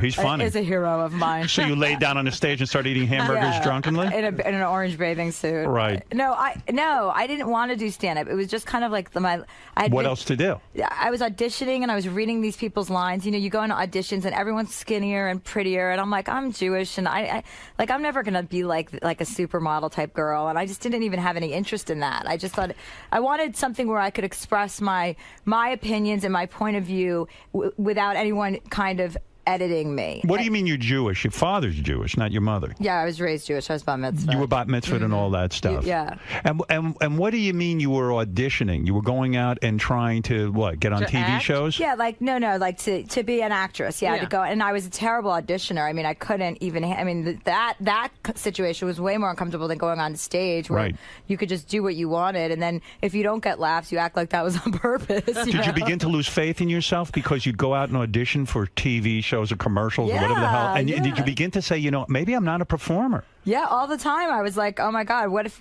because I was waiting tables for 6 or 7 years. And where? Oh my God, everywhere. A place called Roasty, Shy of Venice, everywhere in LA. And I got fired from every job I ever had. Why? Because you didn't listen to authority? Because I would go off on people. If I didn't if someone... The customers? The customers and my managers. Right. My manager was this cokehead, and he would just run it. And it was like this luncheon place. It wasn't even appropriate to be doing cocaine at that time of day. And he was just... in front of the help. Yeah. They'd be running around, he's like this Italian guy. He was like, he's clearly jacked. So tweaked. Yeah, and I just went off on him. I was like, can you just wait and do coke till when it gets dark out? You can't tell your boss when to do coke. A regular person. Right. Or I would go off on people if they left me crappy tips. I'd be like, you're an asshole. And, because, you'd have big parties, and people don't understand this in anywhere in tipping. And this is why I'm very sensitive to it, because I tip 500% when I go out, because I know what it's like. Right. And you'd go, I had a table of these guys, and you always know it's bad when they start out like, we're going to take care of you. We got you tonight. Don't worry about us. I'm like, oh, fuck. Means you're getting maybe 20% if you're lucky. There's not going to be anything over. Right. And so we had these guys, and I was at this restaurant, Shy of Venice, in Venice, California, and he said, and this guy said that, and it was like an $800 bill. It ended up being like a bar tab. I worked in the bar, and it was a bar. It was a really nice restaurant bar. And so you know, you have to pay taxes on that, especially when they pay with a credit card. You have to pay. People don't know that the waitress has to pay like 8% of that. So if you're not even tipping me 8%, I'm basically paying for you to go out to dinner. Wow. And so I didn't know that. Yes. So you have to pay a portion of your sales that are not in cash. Right. So the guys, you know, he got money. I saw him collecting money from his whole group. And then, you know, on $800, he tipped me like $10. Wow. And I went right up to him in front of everyone. And I was like, and his last name was some Jewish thing. And I was like, listen, it's Jews like you that give Jews like me a bad name. Right. And I said, just so you all know, he tipped me $10, took your money, tipped me $10 on $800, and probably pocketed the rest. So have a great night, and congratulations on your friend. And you got fired for that. Well, yeah, I guess so. But yeah, you have a good point. In fact, I've gone to dinner with friends who I look over and I see what they're tipping, and I go, I would rather just pay the bill so I can give the waiter a decent tip. Absolutely. I don't trust some of the people that I dine with to do the right thing by tipping. So people are always like, Chelsea, you have to stop paying. And I'm like, I'd rather settle this. And I don't like people talking about spending money, like paying, like, oh, I'll get this, you get that. It's like, just someone pay. Just somebody pay. I'm not splitting it. I'm not 8, okay? We don't need to split this. You know what I do? I sneak money into the thing after everybody's done. A psychiatrist... Say I have to go back to the table. A psychiatrist might say to you that the reason you have to leave a 50 or 60% tip is that you need to be loved. Yeah. And you need to be sort of the star all the time, that you're not willing to be a regular person and leave 20%. You think that's accurate about you? It sounds like somebody's been seeing a psychiatrist. Oh, 5 days a week. Do you think that's accurate about you, too? No, of course, there's some element of that. Of course, you want people to, I mean, it's kind of like buying people's, no, I like to lay down the groundwork for a place. This is very true. If I'm going to go back there, I want them to know, A, to always give me a good table, to treat me well, and that they're going to get a good tip. Yeah, but what about your friends? You're paying for all of them all the time. Well, I make more money than most of my friends, so it's just normal that I should pay. But you're the star. Yeah, right. No, that's absolutely true. Yes, it makes you kind of the center of attention, but that's not, you know, after a while, you kind of are the center of attention just by way of, you know, we're all friends. I have a huge group of friends, and everyone has independent relationships without me. But yes, there is a definite, like, we go on vacation. It's like, you know, you get the plane, you pay for I do that all because I like also to be the one that makes the call if I don't want to do something. Was being famous really important to you? Yes. It was. Honestly, it was. If you hadn't been a success, would that have been very shameful for you with your family? Were they giving you pressure and saying, what the fuck are you doing with your life with all this performing? Maybe it's time, you know, that you've got... running around. Right. Yeah, seriously. Would that have been just the biggest shame to you? Well, it would have been shameful to me. My family's pretty cool. You know, they're very supportive of everything I do, and they always have been. I have lots of brothers and sisters, so we kind of have, like, you know, I spent the whole day with them yesterday at my sister's house in Randolph, and we have a good family, but it was more important to me than anything, I think, because a lot of high school, and, you know, I spent a lot of times I was getting, you know, bullied, not in a terrible way, like physical violence, but, you know, emotionally. It's so hard to be a girl in high school. And, you know, I gave it out, too. I wasn't mature. I wasn't wise. I gave it out, too, but I got a lot of it. But coming home and saying fuck you to all those people who bullied you is probably the greatest thing about becoming successful and famous, isn't it? It's your motivation, definitely. For me, it was my impetus to become. I was like, wait till these bitches see what I'm going to do. I'm going to get a TV show, and then I'm going to have famous friends, and then you're going to see me, and then you get it. And that the exact thing that you're discussing happened to me. I was performing at the Prudential Center in Newark like a year ago, and this girl, Allison Ubaldi, who was like the queen of Livingston High School, was backstage in my VIP room, you know, where people get meet and greet. And sucking up to you. Yeah, and I saw her, and I was like, I remember you. You tortured me throughout high school. But by that time, you don't care about, you don't care about it anymore. It's not like I sit around thinking about Allison Ubaldi. Like, has 2 8-year-old twins and a fat Jewish husband. So I was like, well, great. But when it happens, it's wonderful, because I remember a similar situation. There was a guy in high school who just would not be nice to me or my mother. We were in a carpool together. Or your mother. Or my mother. That's worse. He was just so fucking rude. And then one day I ran into him, and he came up to me and he goes, you know, you and I have so much in common. You have 3 kids. I have 3 kids. We should hang out. And I was like, you got to fucking be kidding me. You were a scumbag. But it somehow loses its allure. Absolutely. I thought it was going to be a great moment. I only felt bad for this guy. Like, I almost felt like he seemed like he was such a down loser. It almost didn't matter anymore, you know? That's exactly right. I mean, that's your impetus. And, you know, when I say I wanted fame, as a young person, you know, I did. I really wanted to be famous, and my real goal was because of, like, these girls. You know, I wanted everyone to know I was special, that I was talented, that I was different, that I wasn't just, you know, because my family was embarrassing. You know, my dad was like a used car dealer. Our house was like the Sanford and Son of the neighborhood. It was fucking embarrassing. Is that true? Yeah. Yeah. I mean, my dad's like a pig, and he's a really bright guy, but he's a pig. And Right. he Is he still alive? Yeah, I just was with him yesterday, watching him drool all over himself. Your parents are still married? My mom died like 5 years ago, Okay. but my dad killed her. So he... That'd be good for your sitcom. Right. That'd be good for comedy. Right? Yeah. So, no, but I wanted fame. But once you get a little taste of fame and what it brings you, it's almost... I don't know if you feel this way, but I feel like like a little goes a long way, because I have the perfect thing. I'm not in the tabloids, you know. I don't get my photograph taken a lot. People are, I think most of the press think I'm like one of them. Right. So I have kind of the best of both worlds, because I do pretty much whatever I want. I don't get followed on vacation. I don't get pictures. Why is that, though? Why are you not, in a sense, more famous? Well, I mean, you're selling all these books. Your TV show is highly rated.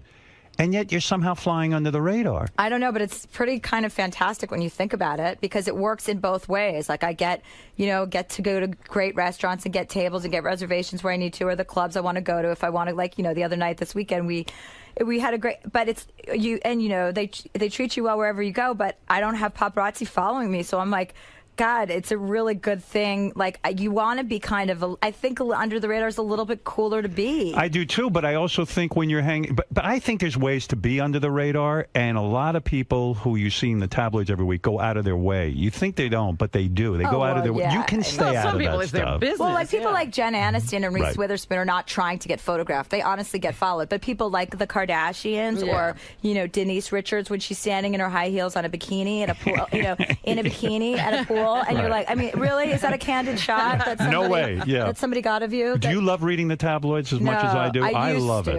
Why? Because why not? Because I used to, but every day at work, it's like, oh, God, you know, like, they're all so, because it's all made up. It's all the same. And it's all made up. I mean, I've read stories about myself that couldn't be further from the truth. So once you realize that it's all fake and just a story, and, you know, Brad and Angelina are like, who, you know, Jennifer doesn't want to get back with Brad? Big surprise. Yeah, they're still talking. But look how weird it gets, too. I mean, you became friends with Jennifer Aniston, and I think you felt an emotional involvement with her where you would go up on stage and say what you're feeling, and you'd go out there and say, you know what, Angelina Jolie is an asshole, whatever the hell you'd say. But by the way... But Jennifer then comes down on you and says, don't do that. You know, first of all, that that's never all horseshit? That's all horseshit. First of all, I was talking about Angelina Jolie ever since she made out with her brother. Right. So I've been making fun of her, and I've been doing that in my set, on my act for, you know, like a couple of years. By the time I had just gone to Cabo with Jen, and so when I came back, they made it sound like Jen all of a sudden divulged all this. You know, to this day, Jen and I have never even discussed what happened with Brad. It's just not even like on her radar.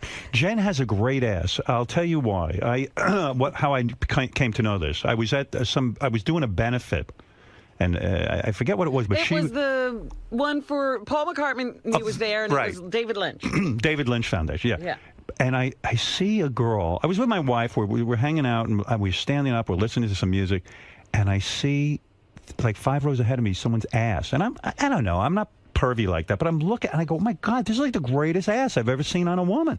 She's got a pretty amazing body. It was her ass. Yeah, she's got a nice ass. I don't think anyone would debate that. I don't think of her like that. I mean, really? I don't see her as very sexual, and yet in person there was a whole thing going on there between me and her ass. She's got a great body. Yeah, I mean...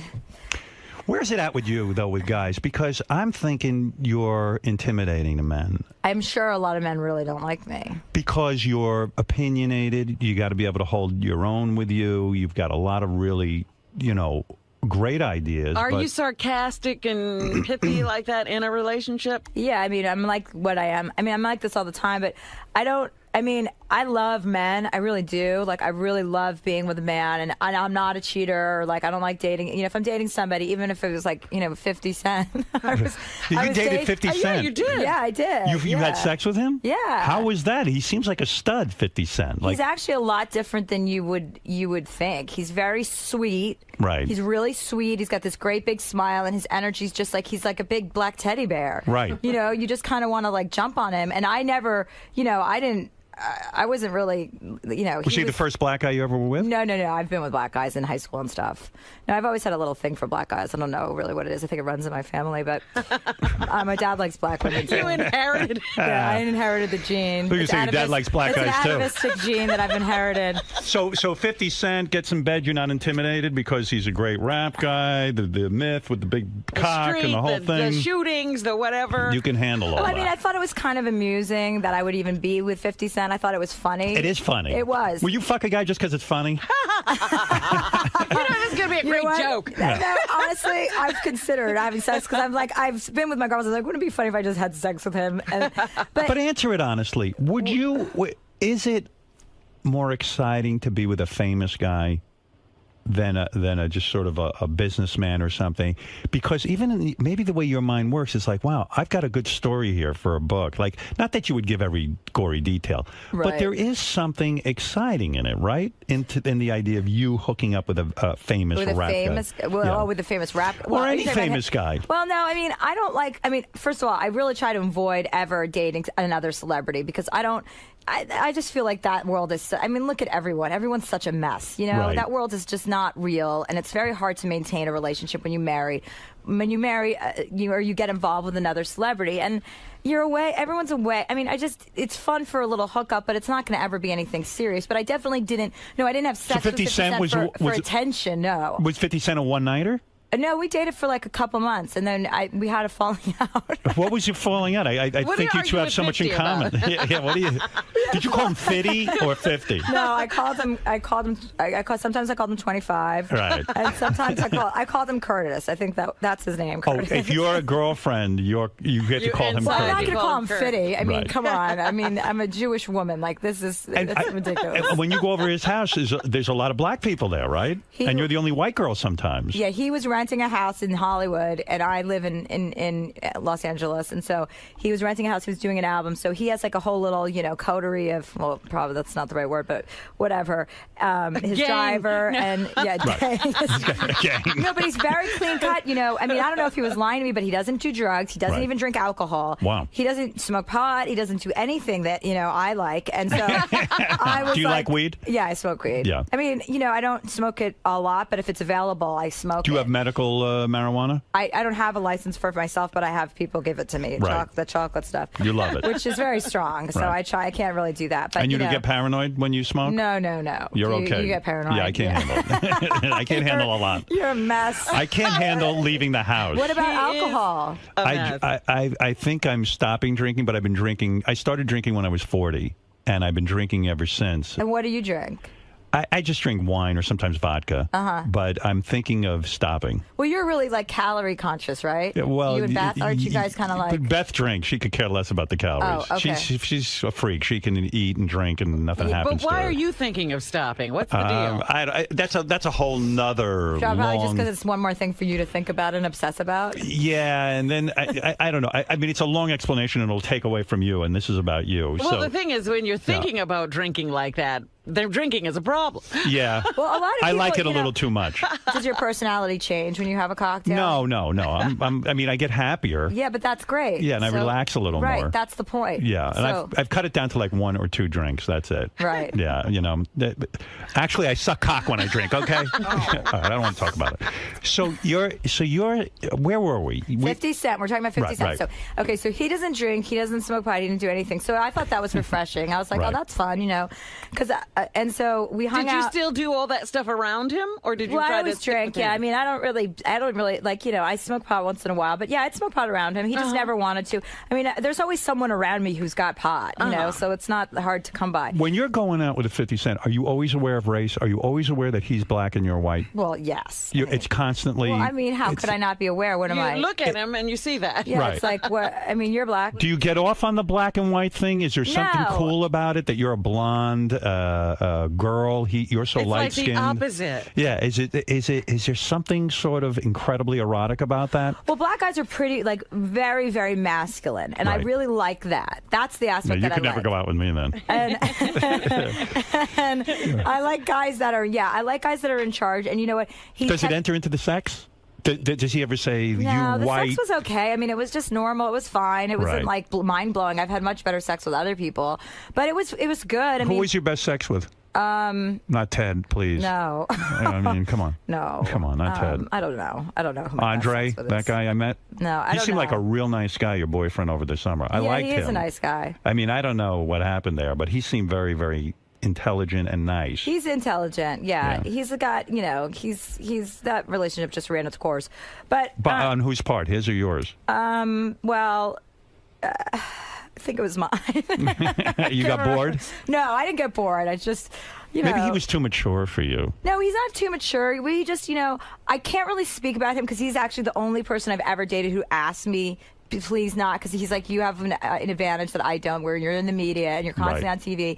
And he's got 2 girls whom I respect and like really cared about. So I'd rather not discuss him just because he asked me not to. Do you get heartbroken at the end of a relationship? Do you have to like not date someone for a couple of months and like get over something, or are you just like sort of? I like to take breaks in between. I mean, it's hard. I mean, you can fool around with people and stuff, but I mean, not really date again right after, you know. And in between boyfriends, you won't use a vibrator on yourself? No. You're not that sexually driven. No, I mean, I'm into sex. When I'm seeing someone, I want to have sex with them all the time. But when I'm not, I don't, like, get horny. I'm not, like I have girlfriends who are like, I'm so horny. And I'm like, what? Why? Like, what would That's not your thing. No. Is it important to you to put on a presentation for a man? Will you shave your vagina for him? Will you do that whole, will you take all the hair off? No, I have laser hair removal, so all that's left there is like an E and an exclamation point. And you're saying that works? Oh, that's good. Are you saying that works, hair removal? Because it really doesn't. It grows back.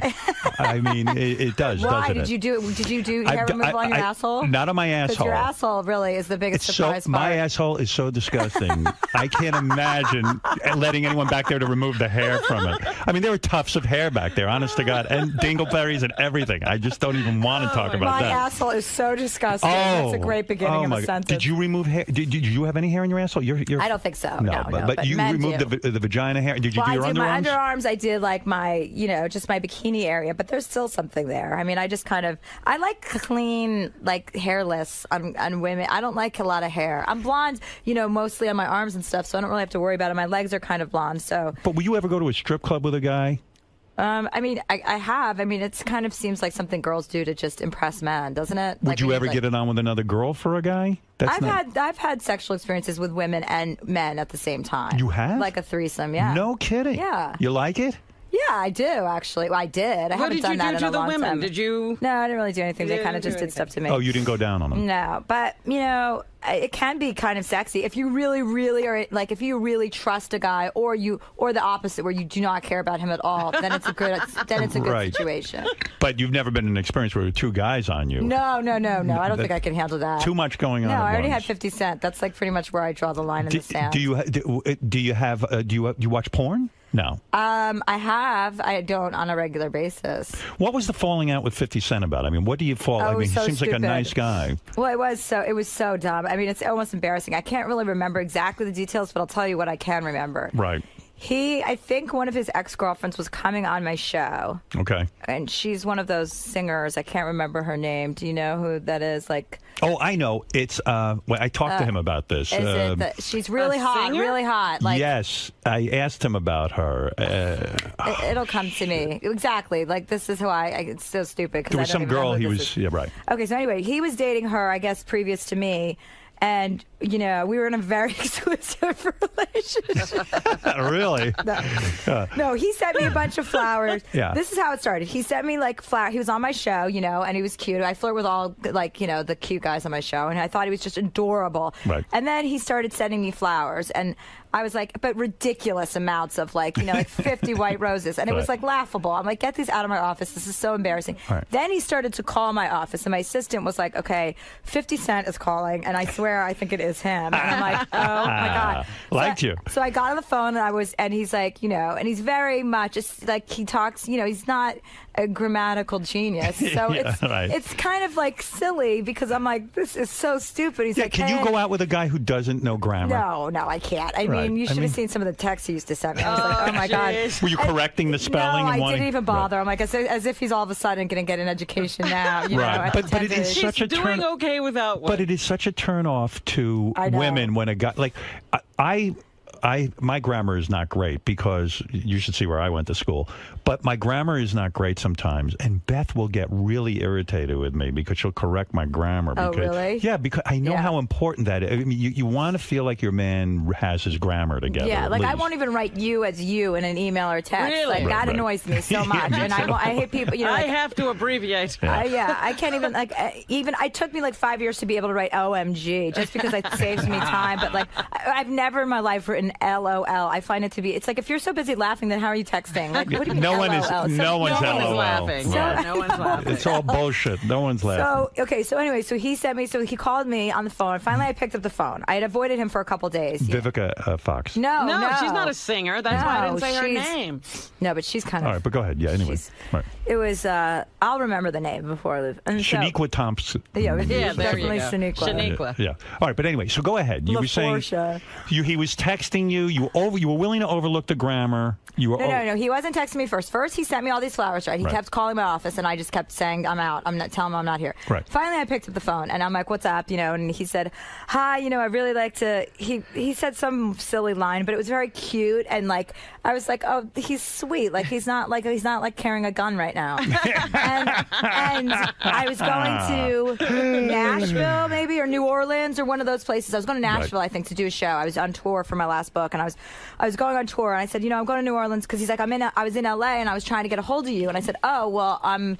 You know, and he said, "I'm in New York now." I said, "Oh, well, I'm going to Nashville this weekend." He said, "Can I meet you there?" And I was like, "Yeah, why not?" And so he came to Nashville to my show, and then, you know, we had sex, and then then he moved to L.A. because he was tape recording, and so we just kind of saw each other for Nothing 2 months. freaky sexually? It was just kind of normal. Didn't try to put it in your backside, anything like that? No, none of that would not have fit there. I don't know. You don't go for that, do you? That's nonsense. No, but I'll ask him if he wants to fuck you in your hairy asshole. Hairy asshole. You think he would? I'll never forget that line. I have a really hairy asshole. That's well, really I mean, every guy does. It's like, you know what? It's probably mine's not even that hairy, but I mean, I know there's some hair in there. I can pull on it. So what did you get lasered off if you didn't get that? I had hair over here on the back of my arm, and I said, totally I can't stand it. So my wife was getting her bikini line done. I said, hey, laser off these hairs. I went 6 fucking times like they told me. This shit grew back even thicker. Yes, it did. Yes. Really? Yes, Mine doesn't grow back. I mean, I go like once a year for a touch-up, but I did this like 8 years ago. That's very strange that it grew back. Yeah, it grew right back. All of it? Yeah, it looked like a gorilla back there now. but that's too bad. It's not even a lot of hair. Yeah. It's very little. Huh. But I don't like it. Okay. Yeah, I don't want to blame you. That's not a great place to have hair. And then I finally just said, you know what? I'm a guy. So what if I have fucking hair there? What about your back? Do you have hair on your back? No. Oh, well, then don't worry about it. That's not. Thank God. The worst. Is that gross for a woman to see? Kind of gross.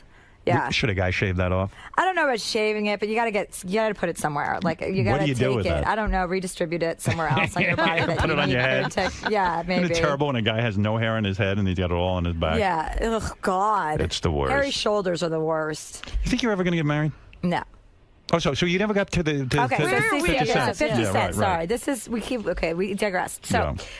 Okay, let me think. So we went out, we dated. We had sex, and my friends all loved him. Like my friends fell in love with him because they were just like, this guy is like this huge like gangster guy who's like the sweetest. Who are your friends? Just a bunch of people that I've collected over the years. This is not the Jennifer Aniston, Reese Witherspoon. These are just regular folks. No, but they loved that I was dating him. They're like, Chelsea, come on. And I'm like, I mean, they were both just laughing really hard at it. I mean, everybody was. But Do you like rap music? I mean, I did for that period of time. You got into it? I kind of do. Yeah, right. I like rap music if it's really good, you know. I like Eminem, obviously. He's pretty talented. He's good, yeah. So we dated for a couple of months, and this is the best part. He was going to come with my family because I was going to Anguilla to go to Christmas vacation. Right. And I go every year somewhere with my family. I was going to actually bring him because he had met my family at one of my shows in Newark. He would come with me to a lot of shows, like, you know, he'd come and meet me in a lot of places. And so so we went to Anguilla. Or no, right before Anguilla, this girl, Ciara, that's her name. Ciara. Okay, yes. Okay. She was coming on the show, and he called me to tell me something about her. You know, she still calls him all the time, and she's still, like, in love with him or something. And I was, like, at my job, and I'm like, I go, Curtis, honestly, like, this is like 8th grade shit. Yeah, who cares? I go, I don't, what is this? Why are you telling me this? I go, this girl's coming on my show tomorrow. Now I have to look at her and think that your guys have, like, some weird thing going on or had going on or whatever. Right.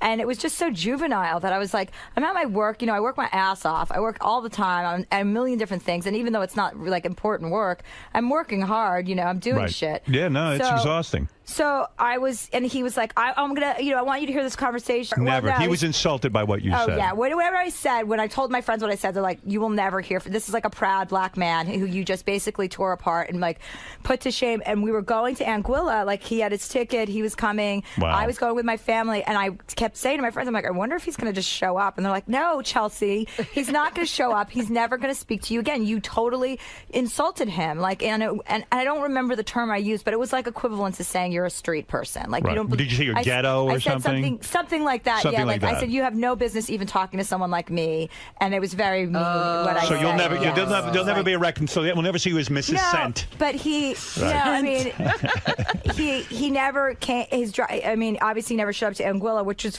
actually better because he couldn't swim. So I didn't understand why he was coming in the first place. But no, he said nice things about me, and I have nice things to say about him because I do think he's a really nice guy, and I think he's smart in a certain way. You know, he's just like was obviously not going to be a long-term relationship. I thought you were going to leave the talk show. You were kind of making rumblings. Was that a negotiating ploy, or were you really kind of done with it? Like, I've read things from you where you say, you know what, I think I'm done with that show. It was a part of my life, but it's a lot of work, and I don't even know that it turns me on anymore. Is that true? Well, I bet. You want something deeper. I wanted something that was a little bit more intelligent because I was kind of feeling, and I was also still dating Andre, so that was like, there was an element of him, like, come to New York, spend more time in New York, and I was like, okay, how do I get, you know, and I wanted, you know, being around him, I was just starting to, like, kind of doubt the stuff I was doing, and, you know, he's what do you mean doubt the stuff you were doing? Just like I wanted to do something a bit more mindful, maybe like a more of like a hipper, younger 60 Minutes or something cool. Not that so was much like, celebrity-driven, goofing around about pop culture. Yeah, and then, you know, I kind of, once we broke up, I kind of like snapped into it. I'm like, I can make the show kind of what I want. I already have like this loyal audience that tunes in for me every night. Why shake that up? I mean, I'm the only female. You got a good thing. I've got a great thing going, and a friend of mine. And they'll go with you where you go. Right. You know? Or no, stay where you are. No, you got a good thing. Not go, but if she wants to go in a different direction, you can do it there. That. Yeah. Right. And that's what was pointed out to me by a friend of mine, David Janellari. I don't know if you know him. He runs MTV.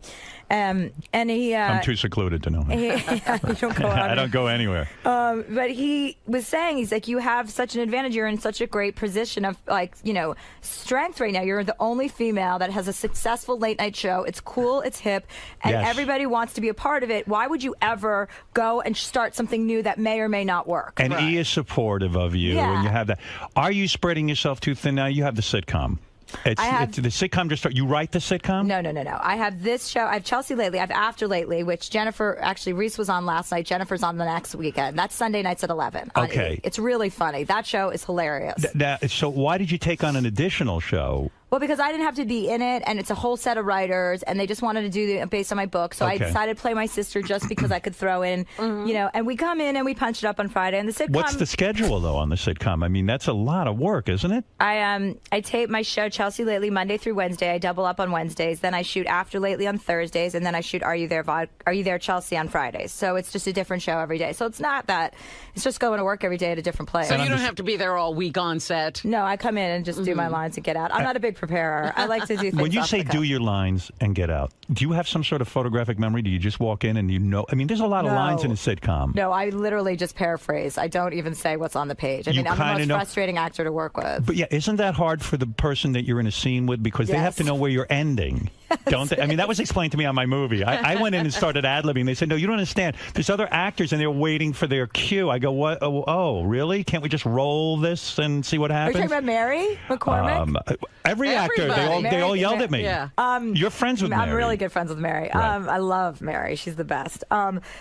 No, that's the only reason why I do, because we punch, I'm an executive producer, obviously, so they run everything by me. I do the editing and stuff, but, the sitcom world can be a very cheesy landscape, and I was very hesitant to even go into it because that's just not what I'm about. Right. And so, the show, I thought, I can add it by, playing my sister, giving myself a role that no one else would ever give me, some, blonde, conservative Christian with, brunette, that, gives birth in the first episode. So the show actually... Who approached you to do the show? Tom Warner. Oh, okay. And so when he approaches you, you have to really sit down with whoever advises you and say, is this really me? I'm not a sitcom person. I got to be really careful. I could fuck my career up. Yeah, well, but the thing is, I have, several, the thing is, the worst thing that could happen is if this show doesn't work, I have 2 other TV shows. Right. I'm in a pretty fortunate place, and I'm aware of it. And at some point, you can't worry so much. You got to be willing to take some risks. I'm not like that. I'm not a nervous Nelly anymore. You're not neurotic about your career. No. In the beginning, you were. Yeah, I was much more worried about what people thought. Now I'm just like, what, if someone gets pissed off or they're not, I'm like, well, that'll blow over. They'll get over it. I don't really care. I have too many things. There's so many things going on. It's really hard to focus that much, which can be advantageous, and then the opposite, because you're not putting enough effort in, or you're putting, too much effort in. But, After Lately and Chelsea Lately are my 2 babies, and then Are You There, Chelsea is a sitcom. It's getting really good. I was really concerned because I didn't think it was very funny in the beginning, but it's gotten really good as the episodes come on. People will see that. So people have to watch it, is what you're saying. Yeah, they should watch it if they want to. If they don't want to, then don't watch it. So now summing up. Let's take a look at the landscape. In summation, I think you had a good time here today. I did. I think it was fun. I'm so glad you're finally here. I've been wanting you to be on this show forever. Well, now I'll come back all the time. I don't know why I haven't been on the show. I asked them that. I called you guys, by the way. I said I'm coming to New York. I'd like to be on the show. Well, that's how you get on the show. Yeah, Gary doesn't want to approach anybody. Are other comics nice to you? Yeah, to my face, but I'm sure that I'm sure a ton of them hate me. I always hear about things that people say about me. And female comics? Yes, are they jealous? Really? What have you heard? I've just heard that. I've heard that, I can't believe she has a career. It's such bullshit. And your career she's not is bullshit. funny, and she's not, and she's just, she only has a career because she fucked Ted Harper. It's like, really? What does that have to do with anything else that has happened in my life? But I don't, those are girls. I'm a girl's girl. I love women. Are you? Yes, I am. I'm a very, very big proponent of giving women jobs and bringing them up and making them, I don't need all the attention. I want everybody to get the attention, and there's room for everyone. And I truly believe that. And it's not me being corny. And any girl that talks badly about other women, I just don't want around me. Who hates you? Joan Rivers was critical of you at one point, wasn't she? Well, Joan Rivers. I mean, what the fuck do I care about Joan Rivers? You don't care? It doesn't bother you? It does bother you. I saw Joan Rivers the other day at E, and she said, hi, her and that daughter. Melissa. Yeah. And you don't like Melissa? No, I mean, I don't not like her. I mean, right. But I don't think about either one of them ever. So the fact that Joan Rivers, she got up and made this speech. We were at a Comcast event, and, they're giving me Conan's old stage at Universal. Right. They're giving me this huge stage. And so they announced that. They make this announcement at this, Critics Association, and Joan Rivers gets up, and she's like, well, I would like to thank Chelsea Handler for giving me a career in comedy. And then says, and then she goes, and congratulations on your stage, Chelsea. She goes, because I don't even have a dressing room. And I'm like, fuck off. It's not my fault you don't have a stage of your own. That's your problem. Yeah, why is it related to you? Why are you? I mean, she was trying to be funny in the most innocuous way without being, but I could tell, oh, this is a woman. And she has said, I've heard she said things about me. I don't remember what they are, but yes, of course. But I like what you're saying. I like your attitude that you're saying, look, I know how hard it is for a woman to make it in show business. I know that in life, women knock other women, and it's so fucking debilitating because we get knocked enough by men, is what you're saying. Yes. And so you're a big proponent of trying to help women out. And give them a shot if you can hire them, I guess. Yeah, I mean, absolutely. And I think, as a woman, my sister once said to me, because I got really jealous of a girlfriend once, because she got this, signed with some dumb agency, like that wasn't even important. But I was, 26 at the time, was a big deal. Right. And I called my sister and I said, I have these really bad feelings. Like, I feel really jealous of my girlfriend, and I hate this. I'm like jealous that she got it. I didn't. I'm the one who's been doing stand-up longer. I'm the one who works harder. And she's like, Chelsea, it's okay to feel that way. Just don't ever act on that. She goes, that's your friend. Be supportive. There's room for everyone. Doesn't take away from you. But right. And that's the thing, especially with the landscape now. There is room for everyone. There's 50,000 networks on television. Did you ever audition for Saturday Night Live? Did you ever see that? No. You didn't? No. You didn't think, hey, that might be a way to break in? Kind of like a nightmare. Characters. I don't really do characters. That's not you. No. But I could see you saying, hey, maybe I should try that avenue when you were first trying to make it. You know what I mean? Yeah, I could see that. But no, I mean, I would have to prepare too much. I don't really like to prepare is my problem. I'm not really good at, getting ready for something. I just kind of just show up and wing it. You had trauma in your life when you were 7. You walked in and your parents having sex. Is that right? Yeah. Is that is that still vivid to you that you can see that? No, because there were so many other times I saw them having sex after that I was... You did? Why were you always... a regular thing? What is it, Gary? Does she have to leave? No, not at all. Oh, okay, I wanted to ask about something in her book, because Will and I were going over the stuff. And we Is this how this works? You just walk in? Yeah. It's everybody. It's a free-for-all in here. What have you been doing this whole time since... I actually was giving Hannah a tour. That's right. Yeah. Oh, my friend Hannah is she's with me. She's huge fan. So it said Chelsea. It's in her book. Chelsea once wanted to throw a party in the house and needed to get her father out of the house, so she called the police to report him for child molesting. That's a joke. Yeah, that was a joke. I would assume. You can't tell. No, Will and I weren't sure. How come I know? Right. What am I, a rocket scientist? And when her father got out of prison, he forgave her. That's it. Yeah, right. After his short stint. Yeah. But what a great thing to tell the kids out there so that they do that as well. I'm just trying to help children. And your books have all done really... When you're on the New York Times bestseller list, right? Yeah. You were number 1, number 2, and number 3 spots on the New York Times bestseller list. Do you have to sell over 1 million copies to get on the bestseller list? Or No, it's the first week. You've had books, yes, know. But I'm acting like I don't know anything. Okay. Yeah, well, let me explain to your audience. You have to just sell the most that week. So to get on it, to be on number 1, it can be different at any time of the year. If somebody's, say, Karl Rove had a book out when my book came out, one of my books came out on the same day. So he sold something like 75,000 copies in the first week, and I sold, 80,000. So, or you could come out, you can have your book released at another time during the year, and somebody can sell 15,000 and you sell 20,000, whatever the most units are that week. So you just kind of want to time it where you're going to be the one that pops. But, All right, listen. I've kept you here long enough. You've talked and yented it up. You've yented it up for an hour. We learned the whole 50 Cent saga. I know. That's right. I've been dying to get that off my chest. There's so many people who are on the phone. All right, go ahead, King. What's your question? There's 2 things. I always fantasize about her feet. How do they look, Howard? Chelsea, what about your feet? King of All Blacks has mentioned that he has a foot fetish. You want to see my foot? Yeah, let me see your foot. Show it to me. God, I wish I was there. Well, you'll see it on Howard TV. Those are my feet. Well, they're nice feet. Respectable foot. You've got an attractive foot, I got to say. I have decent feet. Yeah. Have guys ever gotten freaky with your feet? They want to sniff them. They want to jerk off on them. Have you ever had one of those foot fetish guys? Right. Yeah, I think I dated somebody. He used to suck on my toes all the time. I don't see you swallowing a man's load, so to speak. Well, I'm glad that imagery isn't out there for other people. That's nothing that you did with 50 Cent, I hope. What do you think? I think you did. I don't know. I don't know what you're up to. A couple of vodkas and God knows what's going on. Up to. All right, let's go to, I don't know, let's go to Dan Kishmer and Tuckasaran from Fort Wayne, Indiana. Go ahead, Dan. Hi, Howard. How you doing today? All right. Chelsea, I hear you laughing there, but you came on. We're having fun. Yeah, I hear you, but please don't cut me off, Howard. I got something. Quickly. Come on, get to I have things to get to. Go ahead. 50 Cent's you said he can't swim, which is pretty racist. He's one of the most. It's a joke. He's one of the most. No, he really can't. Oh, he can't swim. Lots of blacks can't swim. A lot of black people don't have that advantage. It's not racist. It's not racist. It's true. It's true. I can't swim. She's using. But Robin has an extra bone in her ankle. She's using his name for publicity. Please get this cunt off the radio, Howard. Well, you see, sometimes when I thought it was refreshingly honest to talk about your love affair. If I was using him for publicity, I probably would have used it a long time ago when I needed it. She didn't bring it up. We did. Rick, final question. Go ahead. I was trying to help. Quickly. Go quickly. Thanks. Thanks, King.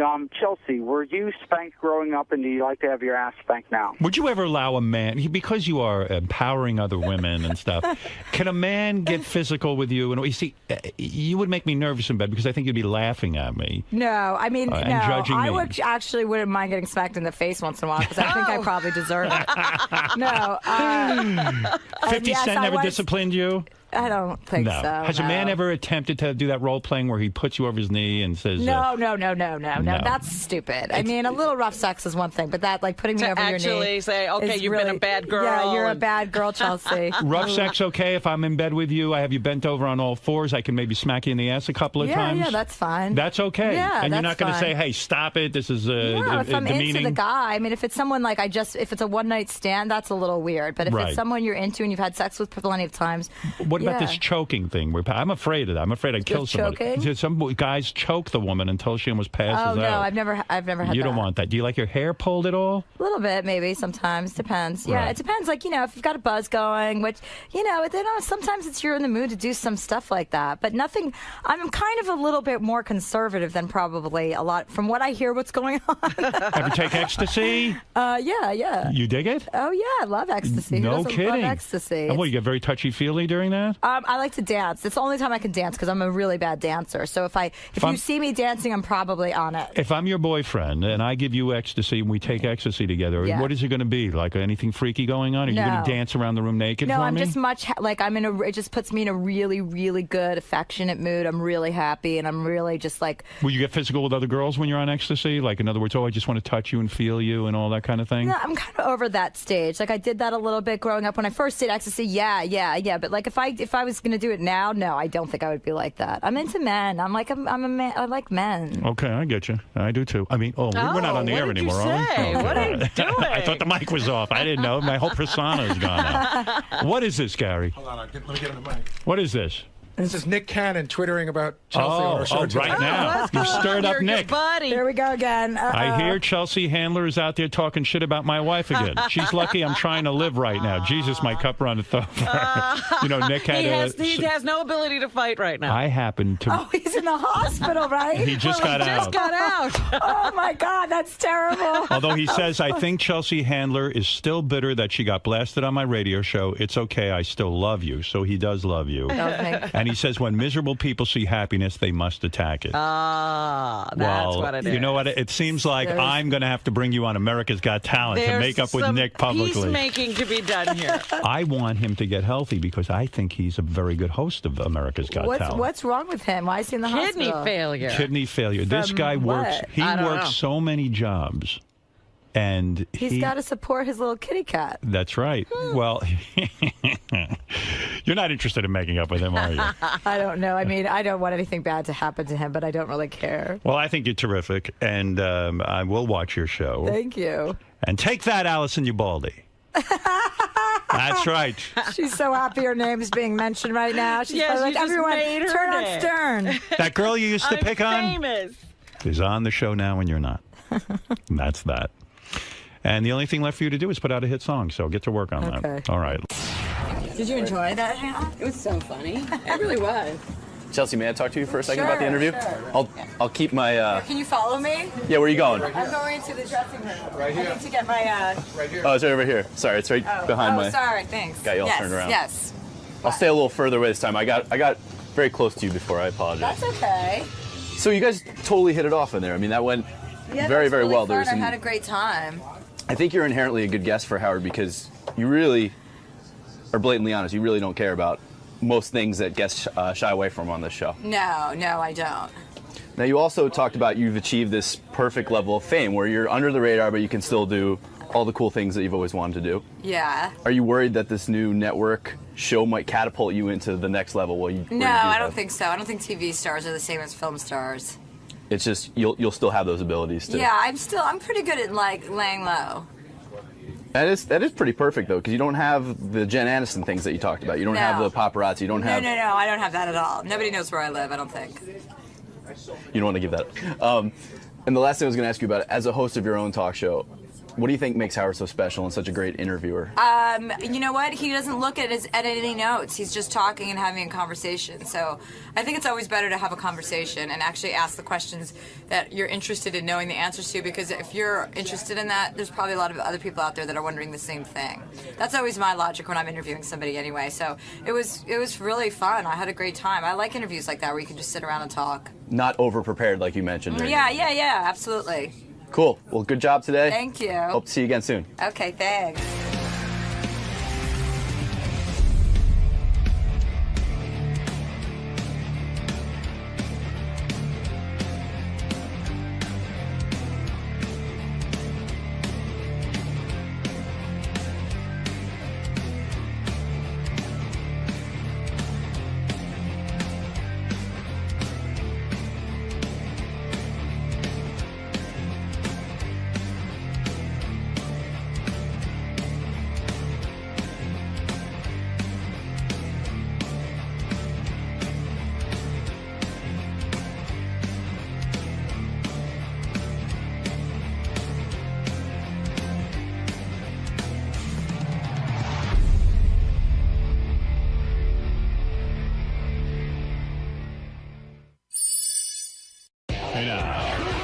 You don't even seem to understand the show. You just ruin everything. You got to be funny in here. I can't wait for you guys to see this on Howard TV. Daily shows, classics, and exclusive behind-the-scenes access. Well, that's going to be on Howard TV. The funniest, sexiest, most star-studded network on TV is Howard TV On Demand.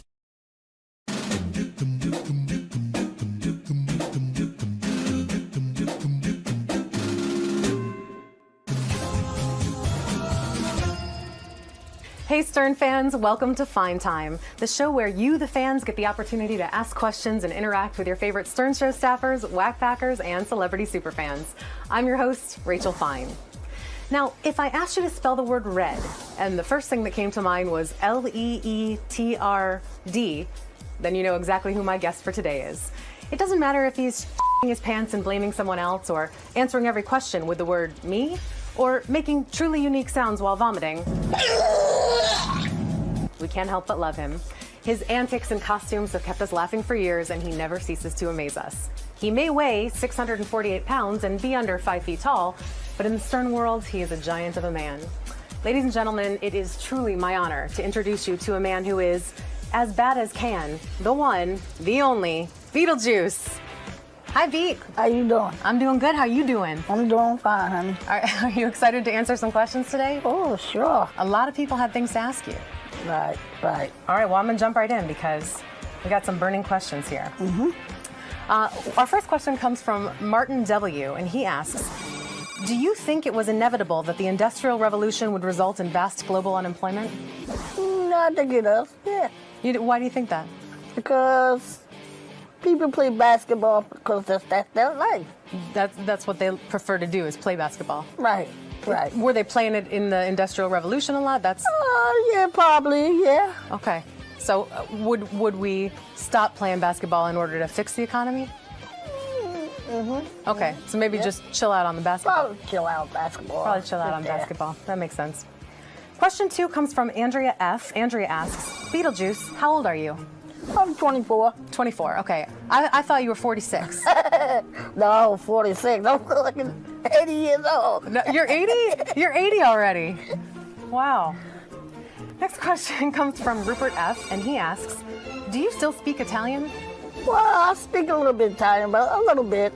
Say something for us in Italian. Well, I couldn't spell it unless I did.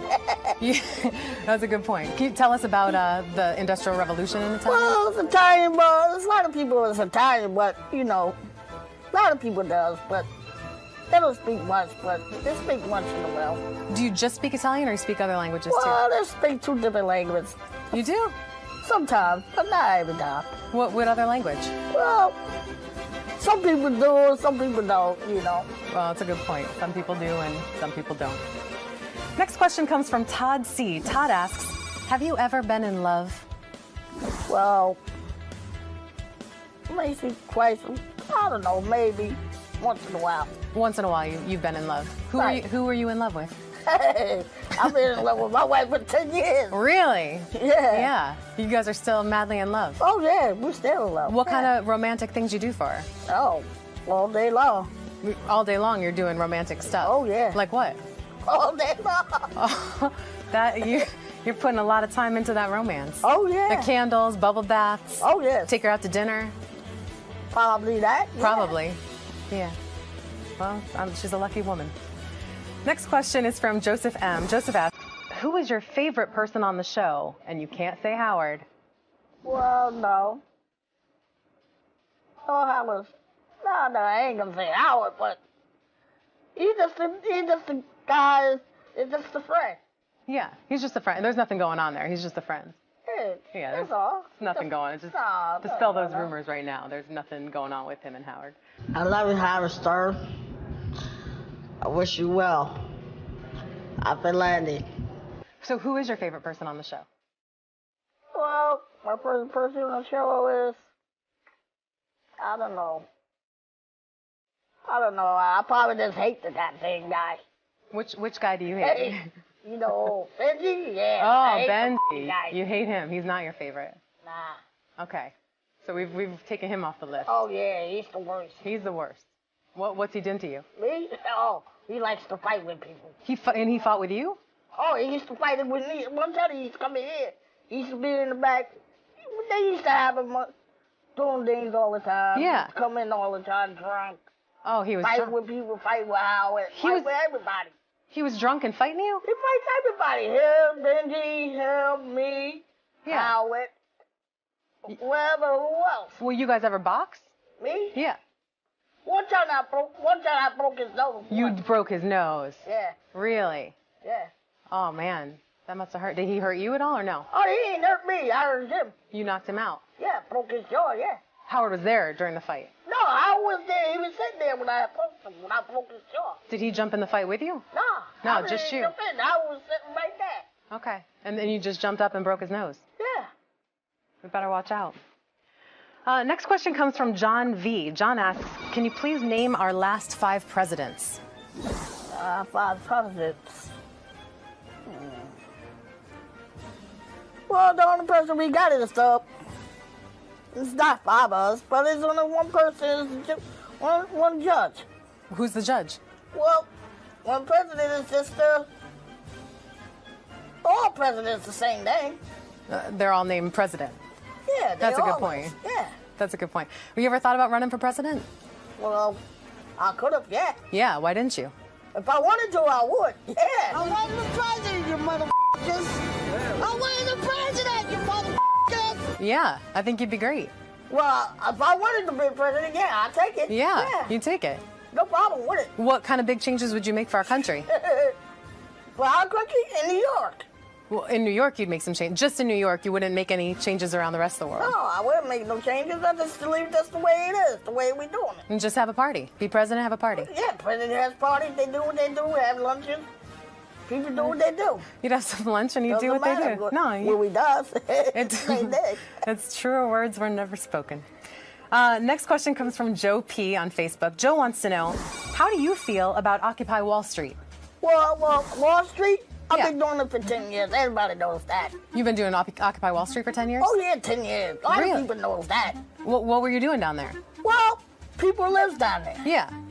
People can do what they want. People live down there. People live there. People have houses there. People do what they want because they live on their land. That's what they do. Yeah, they're just doing what they want. They can do what they want because they live on their land. And why do you think they're protesting? Well, why they're protesting? Because they wanted to see people want to make money. So they're protesting to make the money? They wanted to make their money. They make their money. Some do, some don't. What do you suggest the people who don't make the money should do? Well, they should have an office. That's what they should do. Go get an office. Go to the office and do something. That's a good point. Build an office. That would help. Next question comes from Ari M. Ari asks, Beetle, what are your favorite stock picks for the year? My stock pick? Yeah. What should people invest in? Well, they always invest in anything. Yeah. Well, people do what they had to do, they do it. That's a good point. So should they invest in any particular companies? What's in your stock portfolio right now? My stock? Yeah. It's building a company. That's what it is. That's make people making money. Yeah. So if they just build the office, right? Don't even invest in a stock. No, you can put it in stock, but as long as people making their money, yeah.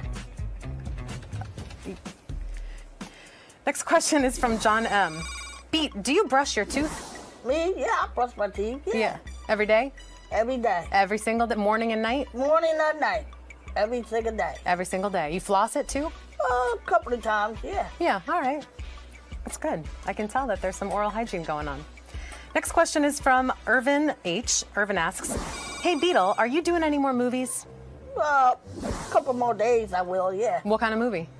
I don't know. It's take me a while to do it. Yeah. What's the movie about? Well, it's just people like to watch it. Yeah. You know. Well, I want to watch it.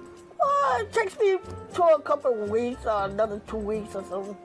2 or 3 weeks. And what's going to happen in the movie?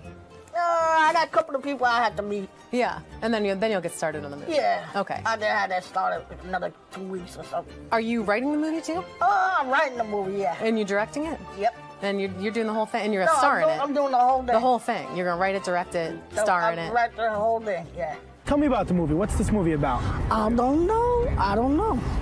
I think you got an Academy Award in your future. Another question from Chad F. Chad asks, Beetle, can you spell red? Spell red? Yeah. Red is like a chalk, like crayon, whatever. Yeah. How you spell it? Spell red. L-A-T-E-R.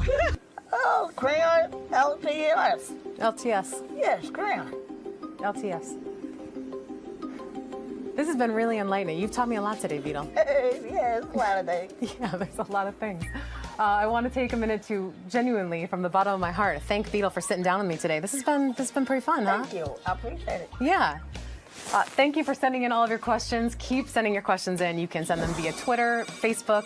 You can send video submissions and be a part of the show. You can email us. Just remember to keep sending them. And also remember that this is your show, so don't screw it up.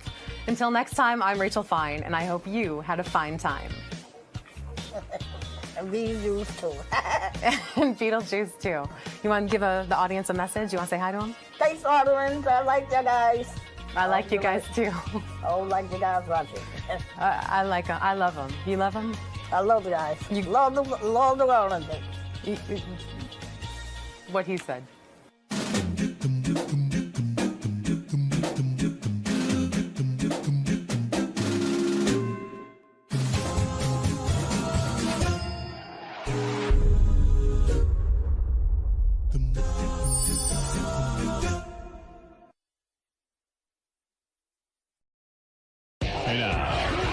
You don't even seem to understand the show. You just ruin everything. You got to be funny in here. I can't wait for you guys to see this on Howard TV. Daily shows, classics, and exclusive behind-the-scenes access. Well, that's going to be on Howard TV. The funniest, sexiest, most star-studded network on TV is Howard TV On Demand.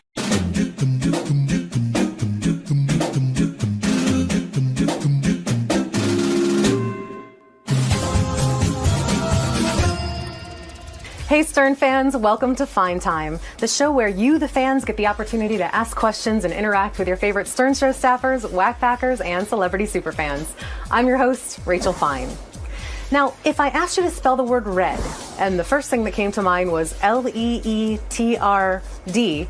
then you know exactly who my guest for today is.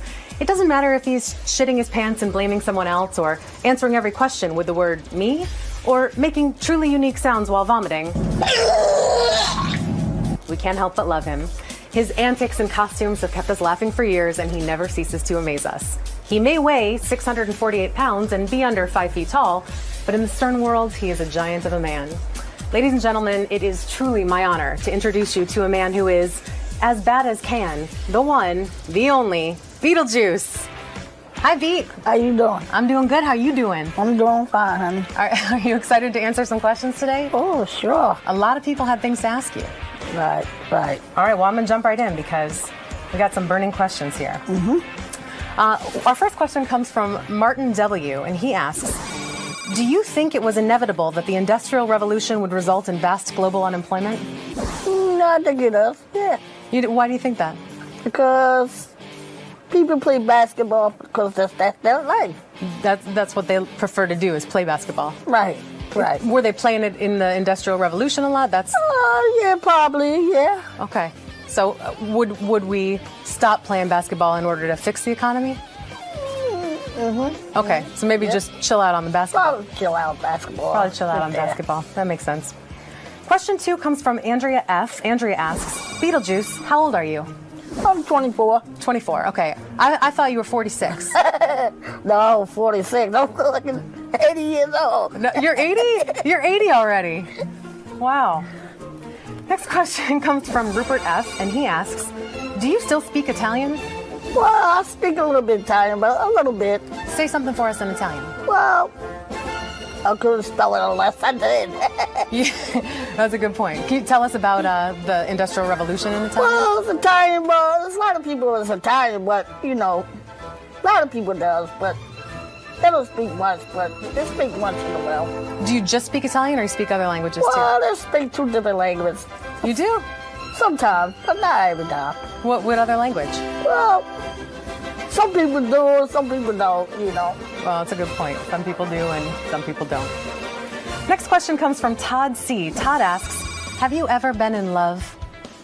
Well, maybe twice, I don't know, maybe once in a while. Once in a while you've been in love. Who were you in love with? Hey, I've been in love with my wife for 10 years. Really? Yeah. Yeah. You guys are still madly in love. Oh, yeah, we're still in love. What kind of romantic things you do for her? Oh, all day long. All day long you're doing romantic stuff? Oh, yeah. Like what? All day long. Oh, you're putting a lot of time into that romance. Oh, yeah. The candles, bubble baths. Oh, yeah. Take her out to dinner. Probably that. Yeah. Probably. Yeah. Well, she's a lucky woman. Next question is from Joseph M. Joseph asks, who is your favorite person on the show? And you can't say Howard. Well, no. Oh, Howard. No, I ain't gonna say Howard, but he's just a guy, he's just a friend. Yeah, he's just a friend. There's nothing going on there. He's just a friend. Yeah, that's all. Nothing going on. Just dispel those rumors right now. There's nothing going on with him and Howard. I love you, Howard Stern. I wish you well. Happy landing. So who is your favorite person on the show? Well, my favorite person on the show is, I don't know. I probably just hate the goddamn guy. Which guy do you hate? Hey, you know, Benji? Yeah. Oh, Benji. You hate him. He's not your favorite. Nah. Okay. So we've taken him off the list. Oh, yeah, he's the worst. He's the worst. What's he done to you? Me? Oh, he likes to fight with people. He fought with you? Oh, he used to fight with me. One time he used to come in here. He used to be in the back. They used to have him doing things all the time. Yeah. Come in all the time drunk. Oh, he was fight drunk. with people, fight with Howard, fight with everybody. He was drunk and fighting you? He fights everybody. Him, Benji, him, me, Howard, whoever, who else. Will you guys ever box? Me? Yeah. One time I broke his nose. You broke his nose? Yeah. Really? Yeah. Oh, man. That must have hurt. Did he hurt you at all or no? Oh, he ain't hurt me. I hurt him. You knocked him out? Yeah, broke his jaw, yeah. Howard was there during the fight? No, I was there. He was sitting there when I broke his jaw. Did he jump in the fight with you? No, just you. Jump in. I was sitting right there. Okay. And then you just jumped up and broke his nose? Yeah. We better watch out. Next question comes from John V. John asks, can you please name our last 5 presidents? 5 presidents. Well, the only person we got is it's not 5 of us, but it's only one person, one judge. Who's the judge? Well, one president is just all presidents the same name. They're all named president. Yeah, that's a good point. Yeah. That's a good point. Have you ever thought about running for president? Well, I could have, yeah. Yeah, why didn't you? If I wanted to, I would, yeah. I wanted the president, you motherfuckers. I wanted the president, you motherfuckers. Yeah, I think you'd be great. Well, if I wanted to be president, yeah, I'd take it. Yeah, you'd take it. No problem with it. What kind of big changes would you make for our country? For our country? In New York. Well, in New York, you'd make some change. Just in New York, you wouldn't make any changes around the rest of the world. Oh. No, I wouldn't make no changes. I just leave this the way it is, the way we doing it. And just have a party. Be president, have a party. Yeah, president has parties. They do what they do. Have lunches. People do what they do. You'd have some lunch and you do what they do. Well, we does. It's truer words were never spoken. Next question comes from Joe P. on Facebook. Joe wants to know, how do you feel about Occupy Wall Street? Well, Wall Street? I've been doing it for 10 years. Everybody knows that. You've been doing Occupy Wall Street for 10 years? Oh, yeah, 10 years. A lot of people knows that. What were you doing down there? Well, people live down there. Yeah. People can do what they want. People live down there. People live there. People have houses there. People do what they want because they live on the land. That's what they do. Yeah, they're just doing what they want. They can do